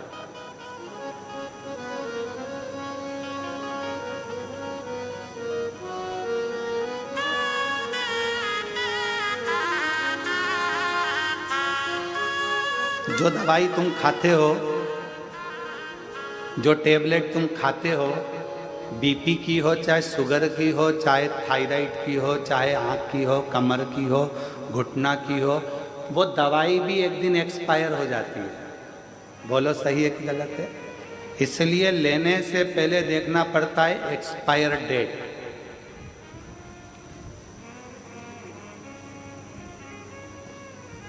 हमारे कुबेरेश्वर धाम में कई लोग आते हैं कि साहब हमको बिस्कुट बंटवाना है, कोई कहता है साहब हमको पानी बंटवाना है, कोई कहता है साहब हमको ये चीज़ बंटवाना है।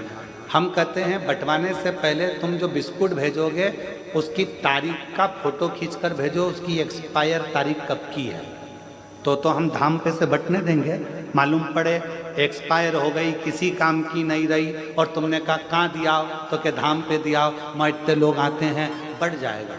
सीहोर कुबेरेश्वर धाम पर तो किसी के घर में अगर शादी में बूंदी लड्डू भी ज़्यादा बन जाते हैं और अगर वो देना भी चाहें तो सीहोर कुबेरेश्वर धाम पर नहीं लिए जाते हैं। क्यों? यहाँ बाबा का धाम है। जो बाबा को भोग लगेगा, जो बाबा की प्रसादी बनेगी, भले रूखी बने, सूखी बने, खिचड़ी बने, जो मेरा कुबेर भंडारी खाएगा पाएगा वही उसका शिव भक्त पाएगा, उसके सिवा कोई नहीं। कुबेर भंडारी जो पाएगा वो पाएगा। तो हमारे यहाँ पहले एक्सपायर तारीख देखी जाती है। लाओ जरा बिस्कुट का पूरा लाओ, देखो इसमें तारीख क्या लिखी है। हमारे यहाँ विनय छोटे भाई वो पूरी एक्सपायर पहले देखें, लाओ जरा बिस्कुट का, फिर एक्सपायर की तारीख निकालेगा। एक्सपायर ये खोखा बेकार हो गया, इसको भट्टी में डाल दो, चूल्हे में डाल दो, सब्जी बन रही है चूल्हे के अंदर डाल, ये किसी काम का ना। दवाई एक्सपायर हो जाती है, एक दिन तुम्हें जीवित रखने वाली दवाई भी एक्सपायर हो जाती है। शिव महापुराण की कथा कहती है दवाई एक्सपायर हो उससे पहले उसको खा लो और तुम एक्सपायर हो उससे पहले शिव नाम गा लो, इससे बढ़कर सुख नहीं। भजन करो, स्मरण करो, कीर्तन करो। एक दारूका नाम का असुर, एक दारूक था, एक दारूका था। दारूका नाम का असुर ब्रह्मा जी से वर मांगा, मैं मरूं ना, मेरे प्राण ना छूटे, मेरे प्राण ना छूटे, मैं मरूं ना। ब्रह्मा जी ने कहा ये तो नहीं हो सकता, देखो भाई मरना तो पड़ेगा, और मेरे जीजा जी और मेरी जीजी जी, मेरी जीजी और मेरे जीजाओं, मेरी बेटियों बेटाओं, मेरी माताओं, मेरे भाई, मेरी बहन, मेरे बांधव, ध्यान रखना शरीर मनुष्य का मिला है। कहते हैं इस मानव शरीर को पाने के लिए तो देवता भी तरसते हैं, और इतना अच्छा कीमती शरीर मिला है। इस कीमती शरीर में खूब मेहनत करो, और खूब मेहनत के साथ में, परिश्रम के साथ में, विश्वास रखकर शिव की आराधना करो। एक ना एक दिन भगवान तुम्हें मंजिल तक पहुंचा देगा। कीमती है मानव देह, और मानव देह अनमोल रे, माटी में ना रोल रे, अब तो मिला है फिर न मिलेगा, कभी नहीं कभी नहीं कभी नहीं रे। मनुष्य जन्म अनमोल रे, माटी में ना मोल रे, अब तो मिला है फिर न मिलेगा, कभी नहीं कभी नहीं कभी नहीं। ये मानव का शरीर मिला, बड़ा कीमती है, इसको समझो।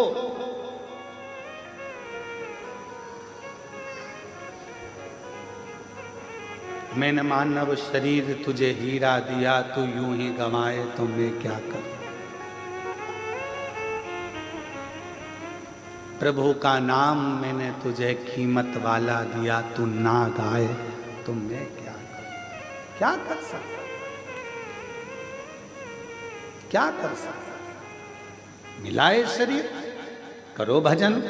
दारू का नाम का एक असुर हो गया। दारू का नाम का असुर इतना प्रबल था, इतना प्रबल था, ब्रह्मा जी से वर मांगा कि मैं मरूं ना। ब्रह्मा जी ने कहा मरना तो पड़ेगा तेरे को, निश्चित है, कुछ और मांग ले। उसने कहा तो फिर मुझे वर दे दो कि मैं मरूं तो पुरुष से नहीं मरूं, स्त्री से मरूं,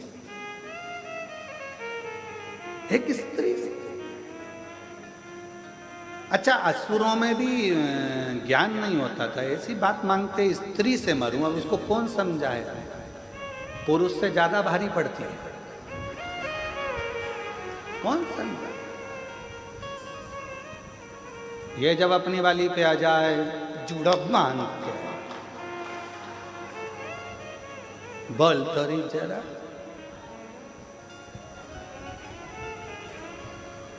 फिर बहुत।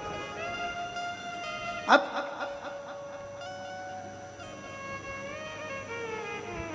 दारू का कह रहा है कि मैं स्त्री से मरूं। ब्रह्मा जी मुस्कुराने लगे। ब्रह्मा जी को मालूम था तू हल्के में ले रहा है, हल्के में। एक माता जानकी जी, माता जानकी जी, एक माँ जानकी जी लंका में गई। रावण आता था, सीता जी एक घास का तिनका, मात्र एक तिनका माता जानकी जी तोड़कर उस घास के तिनके को माँ जानकी अपने हाथ में ले लेती थी, एक तिनका। और रावण कहता था, ए सीता, जानकी जी से कहता, तिनके को देखती रहती है, मुझे तो देख। रावण का समझ नहीं पाया कि इस घास के तिनके में ऐसा क्या था। रावण को कौन समझाए, ये वो घास का तिनका सीता जी हाथ में क्यों लेती है, क्योंकि जब जानकी जी विवाह कर आई थी, कौशल्या मैया ने कहा था घर की बहू मीठा भात बना, खीर बना। जानकी जी ने खीर बनाई, ससुर जी के सामने परोसी। सीता जी उधर गई, खिड़की में से हवा चली, एक तिनका खीर में चला गया। सीता जी ने जो देखा, खीर में तिनका पड़ा है। ससुर जी खाएंगे, दशरथ जी कहेंगे कि बहू ने कचरे की खीर दे दी, क्या करूं। खिड़की में से सीता जी ने पल्लू लिया और उस खीर में देखा। जैसे ही खीर में देखना चालू करा, खीर में जो तिनका पड़ा था घास का, वो वहीं पर जल के भस्म हो गया। दशरथ जी ने देख लिया, सीता जी ने खीर में पड़े हुए तिनके को जलाकर भस्म कर दिया मात्र देखने से। दशरथ जी ने बहू की मुंह दिखाई का समय था, बेटी को क्या दूं, तूने मुझे मीठी खीर खिलाई है। बेटा, ससुर का फर्ज है पहली बार अगर खीर खावे, मीठा भात खावे तो कुछ देना चाहिए। मैं तुझे कुछ नहीं दूंगा, तुझसे लूंगा। पिताजी बोलो क्या चाहिए? सीता वचन चाहिए। क्या वचन? जैसा तूने आज इस तिनके को देखा, ऐसा घूर कर किसी को मत देखना, किसी को मत।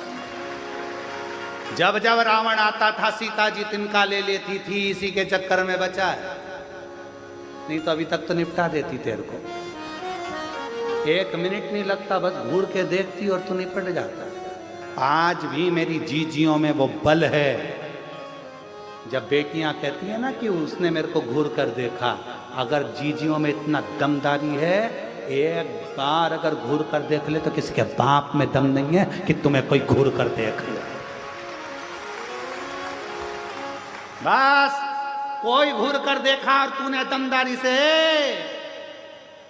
आंखें नीचे। नहीं तो वीर शिवाजी महाराज की मां जीजाबाई को देखा है, अहिल्याबाई को देखा है, झांसी की रानी को देखा है। अभी थोड़ी देर में मुझे देख लेगा तो वो बेचारा, नहीं जीजी मैं तो आपसे कुछ नहीं किया।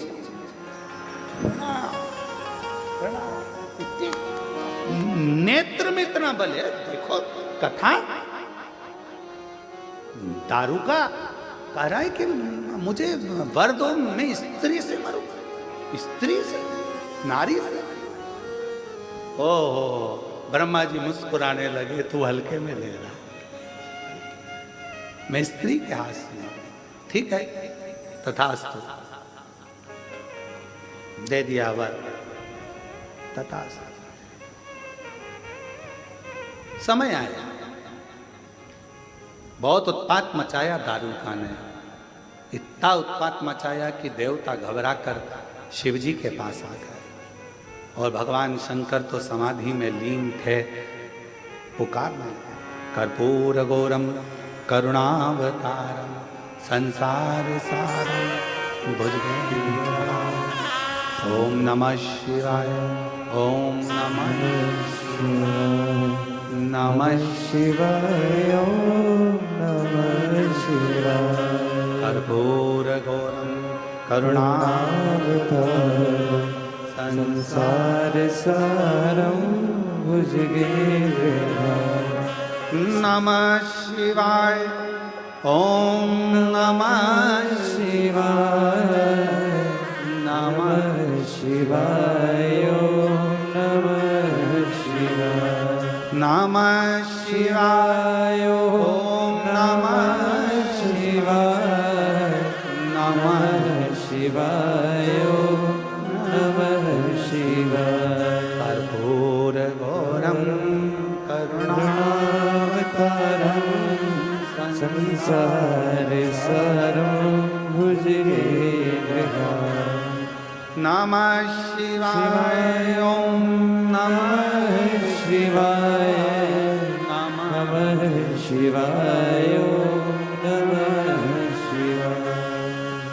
जो शिव जी की आराधना करी, बाबा नेत्र खोल कर पूछे क्या बात है, क्या हो गया, क्या चाहते हो?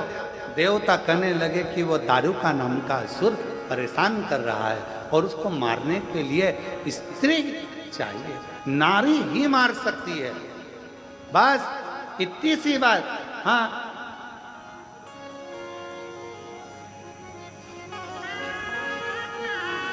तो कौन मारेगा? लक्ष्मी जी से बोल दो, ना ना ना। ब्रह्माणी, ना ना ना। फिर कौन मारेगा? पार्वती। तो कहा पार्वती जी तो कभी इतनी बात भी नहीं करती, एकदम मौन रहती है, चुप रहती है, शांत रहती है। और फिर निवेदन है, जो ज़्यादा शांत रहता है, मौन रहता है, चुप रहता है, उसको हल्के में नहीं लेना चाहिए। वो है शांत, है मौन, चुप, पर फिर कभी कभी कभी कभी तेरे भक्त जनों पर माता भीड़ पड़ी है भारी, और दानव दल पर टूट पड़ो मार करके सिंह सवारी।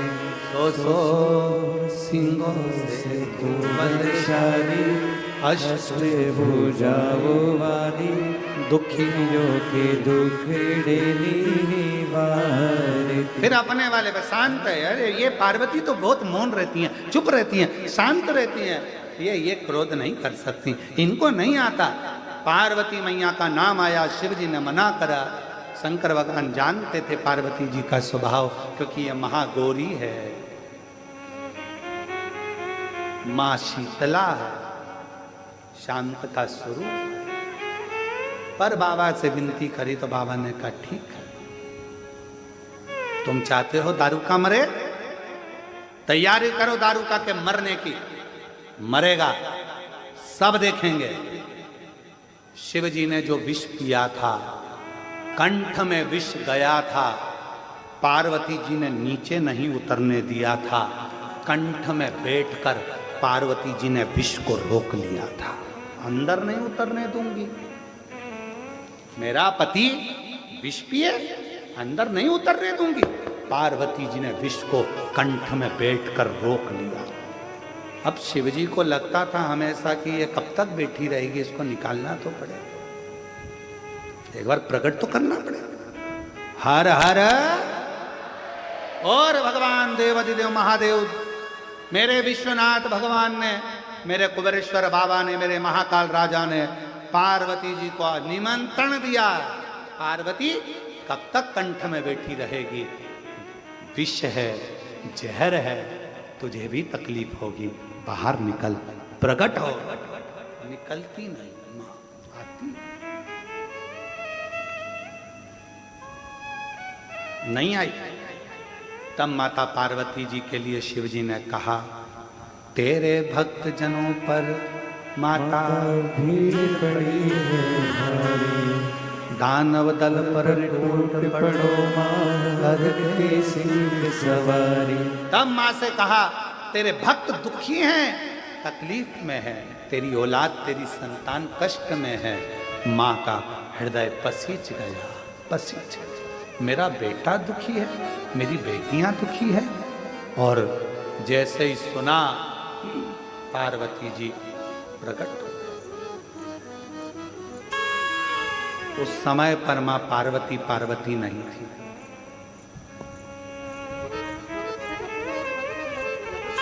पार्वती माता नहीं थी। विष का तपन पार्वती जी के शरीर में समा गया था, उनका शरीर नीला पड़ गया था, पूरा काला दिखने लगा था, भयंकर आंखें हो गई थी, बाल खुल चुके थे, शरीर पूरा काला। जैसे ही प्रकट हुई, शिवजी के मुख से निकल गया काली, कालका, महाकाली। जो देखा, भयंकर रूप देखकर भगवान देवाधिदेव महादेव भी थकित रह गए, बैठे थे खड़े हो गए। कालका का रूप, काली का रूप। पार्वती जी ने कालका बनकर, काली बनकर पूछा, बोलो विश्वनाथ, किसका संहार करना है? काली चली। एक दारू का है, राक्षस, असुर है, परेशान, सबको कर मार दो। कालका गई। एक तो विष की तपन, ऊपर से शिव की शक्ति, तीसरा शिव जी ने कह दिया काली, हमेशा कहते थे गोरी, आज कह दिया काली।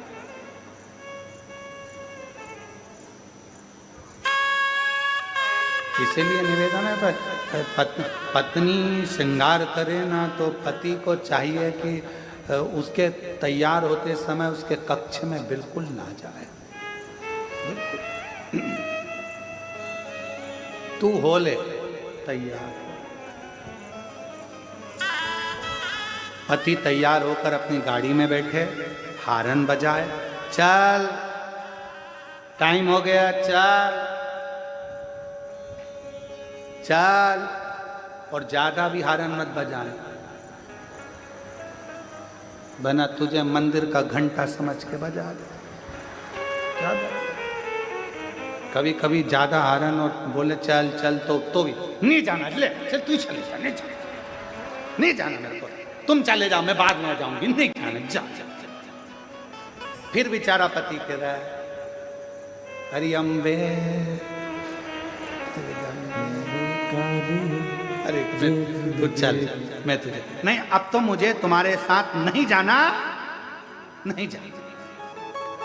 बुलाया ऑटो, बैठ गई ऑटो में और चली गई, नहीं जाना तेरे साथ, जा, बहुत जल्दी है ना तुमको।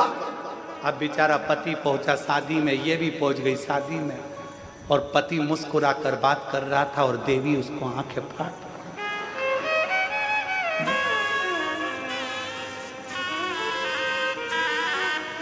और अब आते समय पति ने पूछा भी नहीं कि चलेगी क्या, तो कहे तुम्हारे साथ चलूंगी।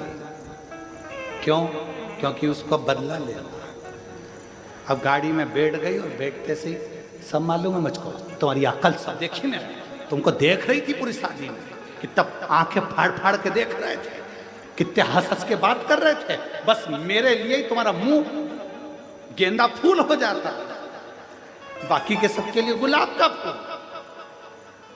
बोलती बोलती बोलती बोलती कब नमक चुराया आ गया, बोलते बोलते कब अपना घर आ गया। मानो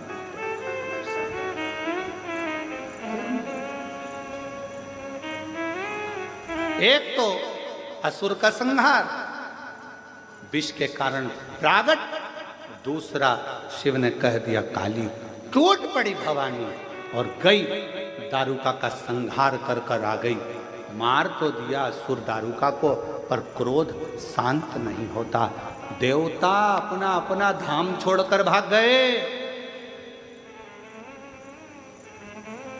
सब अपना अपना धाम छोड़कर गए। कहां कौन संभालेगा? शिवजी ने देखा ब्रह्मा जी घबरा रहे हैं, भगवान विष्णु घबरा रहे हैं, माता का क्रोध तीव्र है, क्रोध कौन संभालेगा? शंकर भगवान ने सोचा अब क्या करूं। तब शिवजी के स्मरण में आया, माँ सबसे ज्यादा प्रेम अपने बच्चे से करती है, अगर कोई बच्चे का रूप सामने आ जाएगा तो इसका क्रोध शांत हो जाएगा। ब्रह्मा और विष्णु जी से कहा भगवान शिव जी ने, माँ काली को काशी में लेकर आओ। दारू को मारकर दारुका को काशी की ओर माँ जगत जननी जगदम्बा चल पड़ी। जहां पांव रखती थी वो भूमि नीचे दब जाती थी, जहां चलती भयंकर गर्जना होता चलती। काशी में पहुंच गई। जो काशी में पहुंची, महाशमशान में, शमशान के नजदीक में शंकर जी ने एक बच्चे का रूप ले लिया और किलकारी भर भर कर रोना चालू कर दिया। शंकर भगवान ने बच्चे का रूप लिया, बालक का रूप लेकर शिवजी ने रोना चालू करा। लिंग पुराण का 106 नंबर का अध्याय कहता है, भगवान शंकर किलकारी भरकर रो रहे थे, रो रहे हैं। मेरे शिव छोटे से बच्चे का रूप धरकर रोने लगे। पार्वती मैया जैसे ही काशी में भ्रमण करती, शमशान में पहुंची, पांव रखते से ही बच्चे का और दृष्टि गई, और जो मां काली ने बच्चे को देखा, चीख कर आवाज लगाई, किस नारी की संतान है? यह बालक रो रहा है, कोई आता नहीं है। मां का वात्सल्यता झलक गया, बच्चे को गोदी में उठाया, भूखा लगता है। मां ने अपने स्तनों का पान कराना प्रारंभ कर दिया। जैसे ही माता ने स्तनों का पान कराया, शिवजी ने माता के क्रोध को दूध के रूप में खींच लिया, और शंकर भगवान ने दूध के रूप में जैसे ही क्रोध को खींचा, वो क्रोध खींचते से ही शंकर भगवान के 52 खंड हो गए। वो रुद्र के, भगवान शंकर के जैसे क्रोध को खींचा, खींचते से ही उस क्रोध को, उस काल को खींचते से ही 12 खंड हो गए। ऐसे 12 खंड, 12 भैरव, 52 खंड हो गए। वो 52 भैरव के रूप में आज भी काशी में विराजमान है। शिव जी ने पार्वती माता के क्रोध को दूध के रूप में खींच लिया था, क्षेत्र की रक्षा करने के लिए। इसलिए क्रोध शिव जी के रूप में प्रकट हो गया, क्षेत्रपाल काल भैरव के रूप में। शिव शिव है। शंकर भगवान को माता पार्वती ने गुरु तत्व में लिया है, तो गुरु अपने शिष्य का क्रोध भी खींचता है, गुरु अपने शिष्य का दुख भी खींचता है।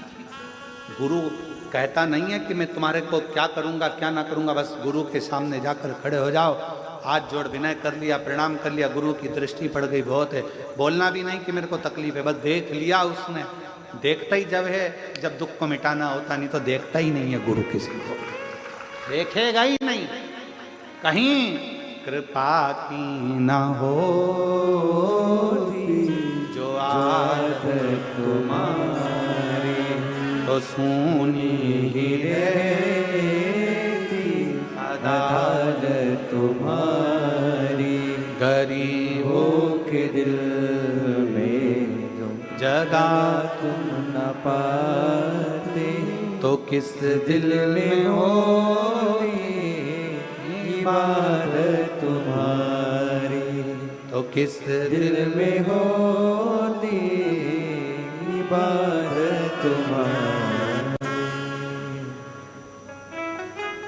एक हृदय से पुकारे,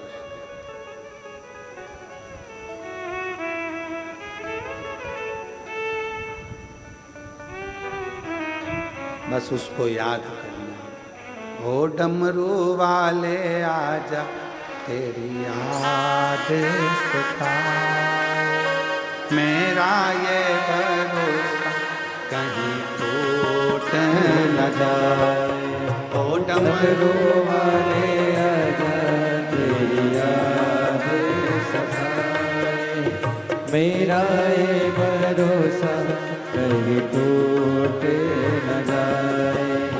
छुपा कहाँ हो भोले बाबा, वो डमरू वाले आजा, सब याद सताए, मेरा ये भरोसा कहीं टूट न जाए।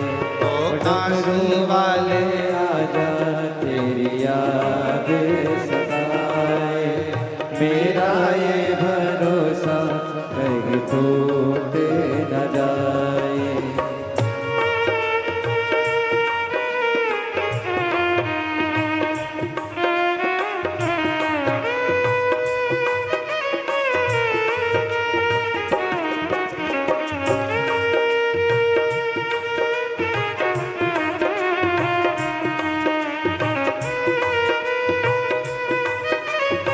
शंभो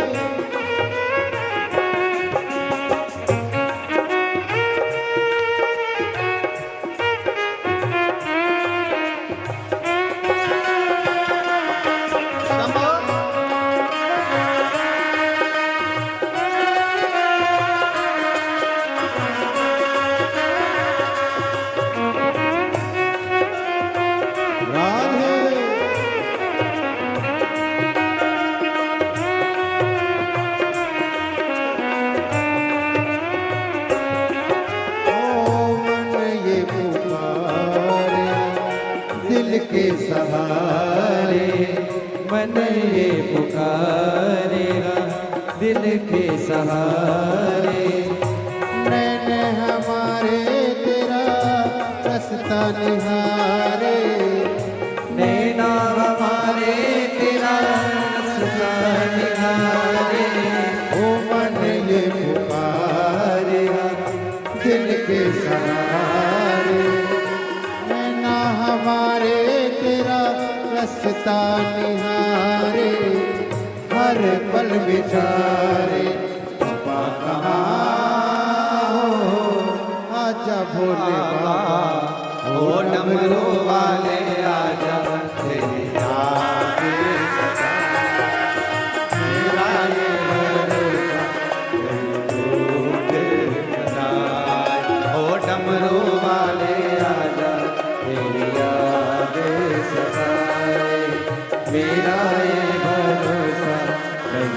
टूटे न जाए। ओ छुपा कहाँ हो भोले बाबा, ओ काशी वाले आजा तेरी याद सताए। मेरा ये भरोसा कहीं टूटे न जाए।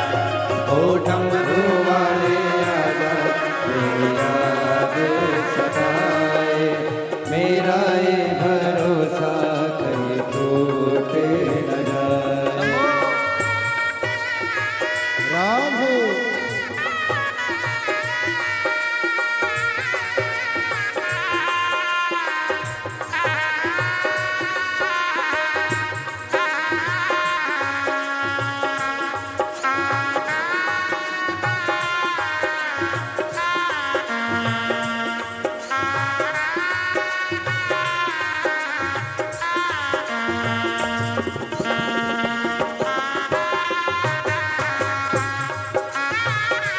राधे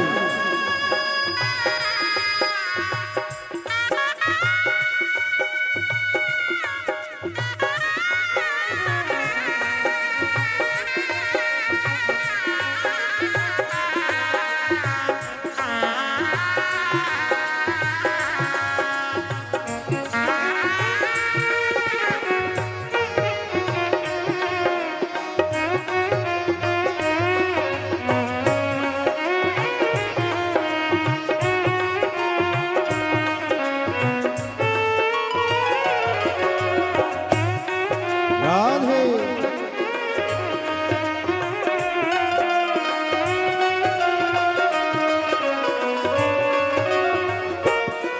ओ दिल की ये धड़कन गीत तेरे गाए।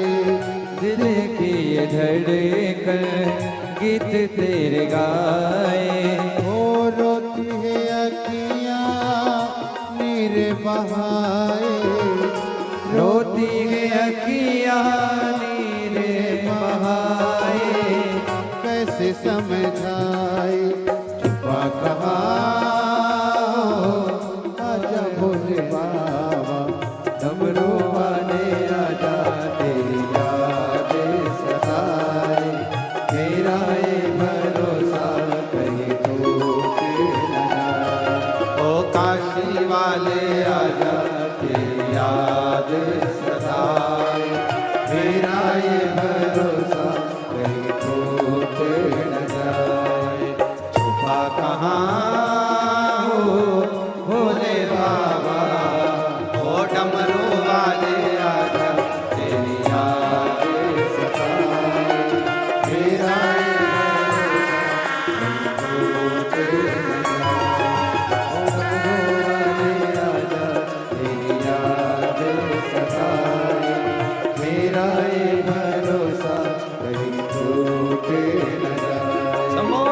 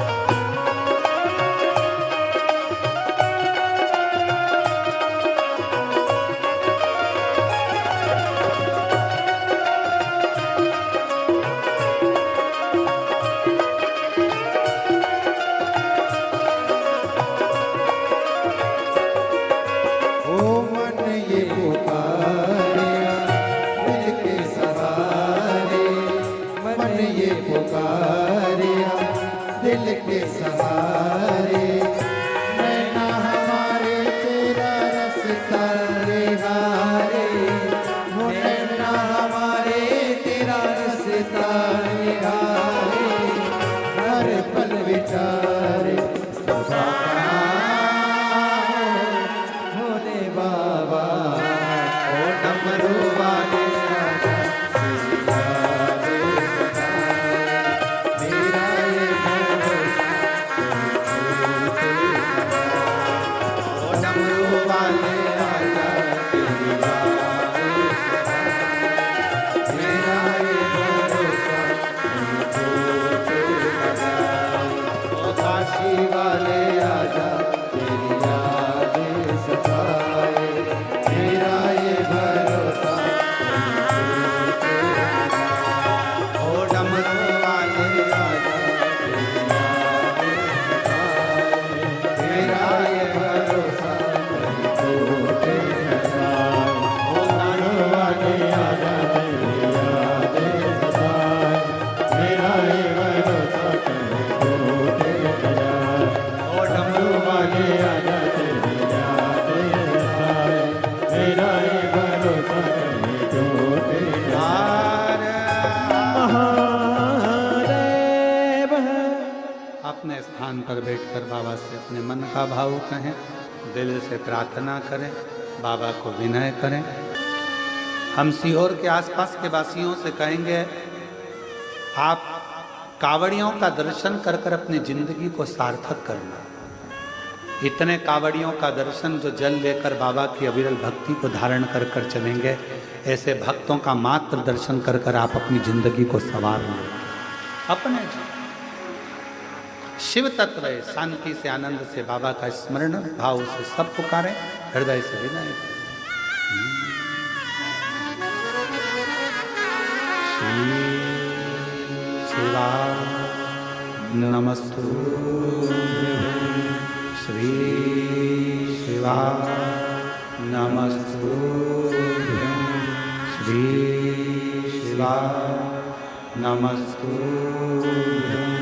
श्री शिवा नमस्तु श्री शिवा नमस्तु भोला सब दुख काटो ओ सब दुख काटो शिव शंकर जपो तेरी माला भोले बाबा जपो तेरी माला भोला सब दुख काटो ओ भोला सब दुख काटो देश है मंगल मंगलकारी देश है मंगल मंगलकारी शमशान वासी हमारा शमशान वासी हमारा हो भोला सब दुख काटो ओ भोला सब दुख काटो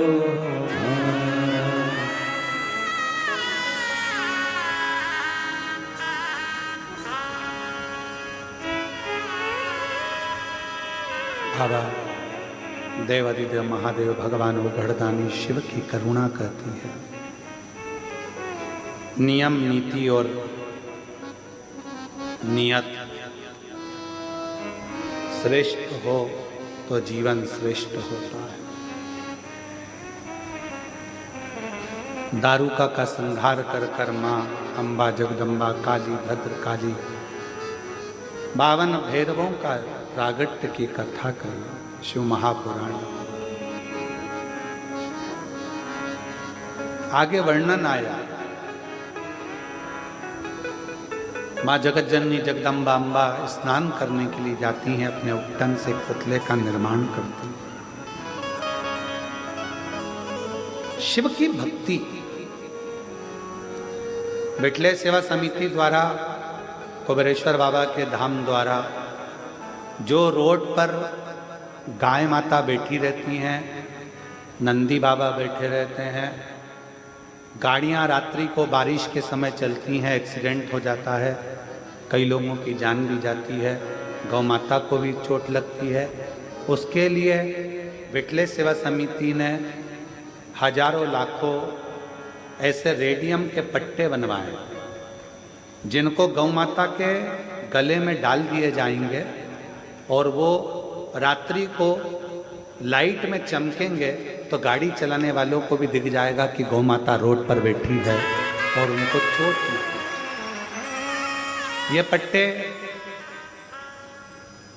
जो भी गौ सेवक हैं, जो कुबेरेश्वर धाम से, ये सब निःशुल्क बाबा के गौ माता के गले में पहनाने के लिए दिए जाएंगे। पर रोड पर बैठने वाली गाय माता को पहनाए जाएं जो रोड पर बैठी रहती हैं, जिससे गाड़ी आने जाने वालों को उसका दिख जाए और गौ माता को भी ना लगे और जो गाड़ी चलाने वाले हैं उनका भी एक्सीडेंट ना हो। उसके लिए लाखों पट्टे विठलेश सेवा समिति ने बनवा कर बुलाए हैं और जो भी गौ माता के सेवक इन पट्टों को लेना चाहेंगे वो धाम से संपर्क कर कर इन पट्टों को लेकर अपने अपने रोडों से जहाँ से निकलते हो वहाँ जो गाय माता बीच में मिले उनको आप बांधते हुए तब अपनी अपनी गाड़ियों को आगे बढ़ाएंगे, जिससे गौ माता का एक्सीडेंट भी ना हो और आप लोगों को भी चोट ना पहुँचे। तो ये कुबेरेश्वर बाबा का परिवार, विठलेश सेवा समिति का परिवार, कुबेरेश्वर बाबा का परिवार, आप लोग तैयार हो इस सेवा के लिए सब लोग? तो ये गुरु पूर्णिमा अवसर के इस अवसर पर लाखों जो पट्टे बनवाए गए हैं उनको जो शिव भक्त यहाँ से गाड़ियाँ ले लेकर जाएंगे उनके बीच में जो गाड़ी में पट्टे ऐसे ही मत पटक लेना ले जाके, नहीं तो वो पड़ा रहेगा, कोई काम का नहीं रहेगा। बनवाए समिति ने और मालूम पड़े वो ऐसे ही रह जाए। बीच में चलते हुए आपको गाय दिखे उसको पट्टा बांध जिससे वो रात्रि के समय पर चमके तो उसका एक्सीडेंट ना हो, तकलीफ ना हो। ऐसी विठलेश सेवा समिति कुबेरेश्वर धाम से प्रयास किया गया है लाखों गौ माता के लिए। हर हर महादेव। भगवान श्री गणेश जी महाराज पधार रहे हैं, जोरदार ताली बजाकर स्वागत करिए। वंदन अभिनंदन भगवान शिव पार्वती भगवान गणेश जी का मंगल प्रवेश हो रहा। कल कथा में प्रदोष के दिन की कथा रहेगी। बड़े भाग्यशाली हैं आप लोग जो कथा की शिवरात्रि भी का भी आनंद लेंगे और प्रदोष के दिन कथा का भी लाभ लेंगे बड़े आनंद के साथ, भाव के साथ में। हर हर